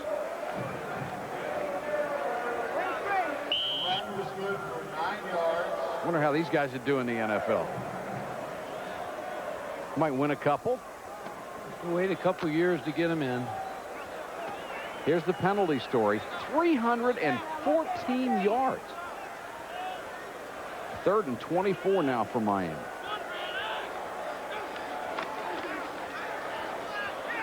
Swing it out in the flat. Bennett fighting off tackles, running very, very hard, and finally swarmed as he got to the 25-yard line. Even though there's 300 yards and penalties, it's been a pretty clean football game. Yes, it has. There hasn't been any, I just think both teams, there have been fouls, but they've been errors rather than somebody trying to start something. And the coaches have to be very proud of the Miami players because they have had the rap, and certainly they have earned a great deal of it for the taunting and displays they've had over the years. But they have been on their best behavior tonight. They have done nothing that would bring any shame on them or the coaches of the university. And Dennis Erickson says he has a bunch of real good kids, and he doesn't want anybody to have that perception of them because he says it's not true. They're good people. Well, Charles Farms had an interesting point the other day. He said the pressure, he saw the pressure it put on Dennis Erickson, and they all just felt like it's something that had to stop, and coaches asked them to do it, and they were going to stop. Well, it shows the control that they have. And players... Is he taunting there, that mascot? I don't know what he's doing. I'm sure his mom and dad are proud, though. What is it, about $8,000 a semester down here? Under 3 minutes to go. And what a performance by Miami. They have just been tremendous. Klingler staying in at quarterback. Miles on the delay. Picks up about 11 into Miami territory. Osell Miles out of Denver, Colorado. Junior college transfer. Klingler will sleep very well going home. He'll probably be covered with ice. He's had a rough night. Every area, just a tremendous pass rush.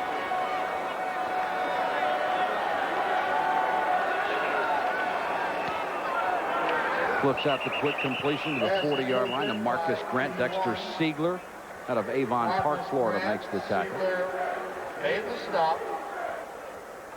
The winners smile, and the losers, excuse me, Michael, the losers are just, they got to wait till next time. Boy, it's, I know how disappointed Houston has to be and how elated Torretta and Miami have to be. Houston came in here with such expectations. 10th ranked in the country with a high-octane offense that would score points in bunches. That almost intercepted by Siegler. Was the intended receiver broken up? Keeps getting worse. Siegler.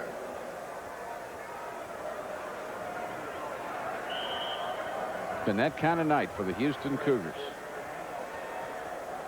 1:52 left in this one.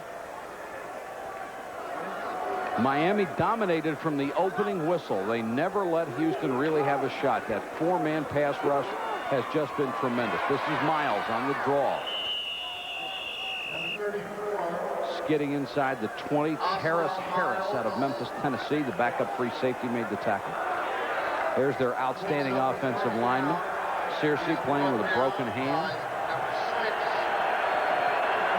And now what is left of 71,000 in the Orange Bowl wanting that Miami defense to hold. They don't want to see Houston get the touchdown.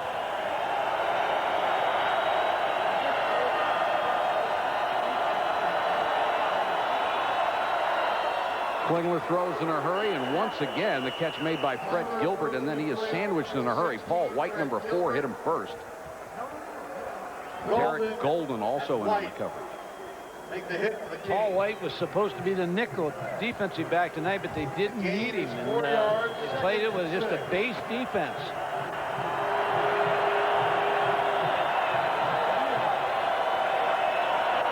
Clock running, 57 seconds to go. Klingler changes the play.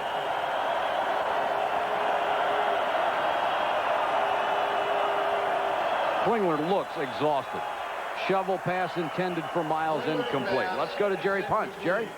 Guys, no one was more embarrassed about what happened in the Cotton Bowl last year than head coach Dennis Erickson. He said it would be a different 1991 football team, and indeed it is. They are up 40-3. No taunting, no showboating, no pointing the finger. Indeed, Erickson promised we would win with dignity, and indeed they are, guys. You got that right, Jerry. And they don't like the fact that the new taunting rule is tabbed the Miami rule. They think it's terribly unfair. But they won't have to worry about it if they act the way they did tonight. Gilbert again, trying to use that one-on-one speed, but here come 3 more defenders. They swarm you like crazy. Derek Golden on the stop. Just a great job of keeping him pinned in till help arrived. Derek Golden, nice play. And now the fans are going to boo Houston because they've taken a timeout with 26 seconds to go. We'll be back at the Orange Bowl in just a moment. 6 seconds left on the clock. Houston desperately wanting to get in the end zone. Miami desperately trying to keep them out. Sports Center is next. We've had 95 passes in this game. I think Bobby Douglas, the old quarterback of the Chicago Bears, went 1 full year without throwing 95. The Hurricanes trying to get the fans to their feet, and they've succeeded. 4th and 6 for Klingler. Draw, Miles. He's got the first down at the 7. And they will stop the clock again. I guess right now you're watching a battle of pride with 20 seconds left. Hardly, certainly not going to make any difference in the outcome, but Houston wants in.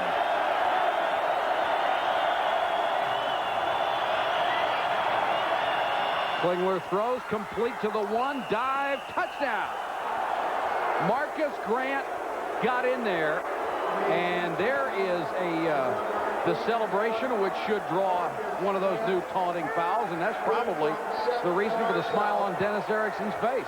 The officials' arms are tired. They're not going to throw another flag. I think they're out of flags, too. But this is one thing you can't do, an orchestrated celebration. David Klingler had some time.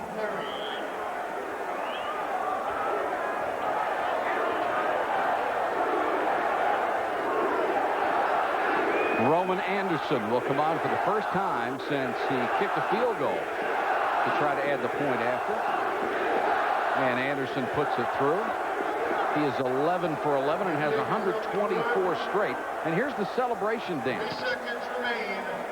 The University of Miami Hurricanes 40 on the Cougars of Houston 10. Well, I don't know if I'd be out there celebrating that much when you've been lumped the way they have tonight, 40-10. Here's the rule. No player or substitute can use language, gestures, engage in any acts that provoke ill will or are demeaning to the image of the game, including pointing the finger, hand, arm, or ball at an opponent, baiting an opponent, or enticing an opponent or spectators in any other way, and the dance falls within the categories of those. The key to enforcement is to determine if it's prolonged or predetermined. This is both.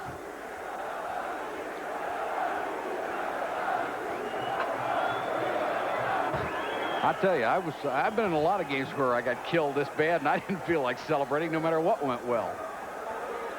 Yeah, it's time to load up the bus, save the equipment, and go on home. 96. The bus driver had a time limit. He was gone an hour ago. Have to walk to the Miami airport. Mercifully, 3 seconds left to go on the clock. Hats off to Miami. They have been superb, and they're expecting an onside kick. For what reason would you do this? Miami will recover. And that's the ball game. Tonight's final score. The University of Miami Hurricanes. Miami with a sensational, dominating performance. Ladies and gentlemen, 71. Our final score, Miami 40, Houston 10. For Mike Godfrey, Jerry Punch, Adrian Karsten, and our whole crew, this is Mike Patrick. Good night from Miami. Sports Center is next.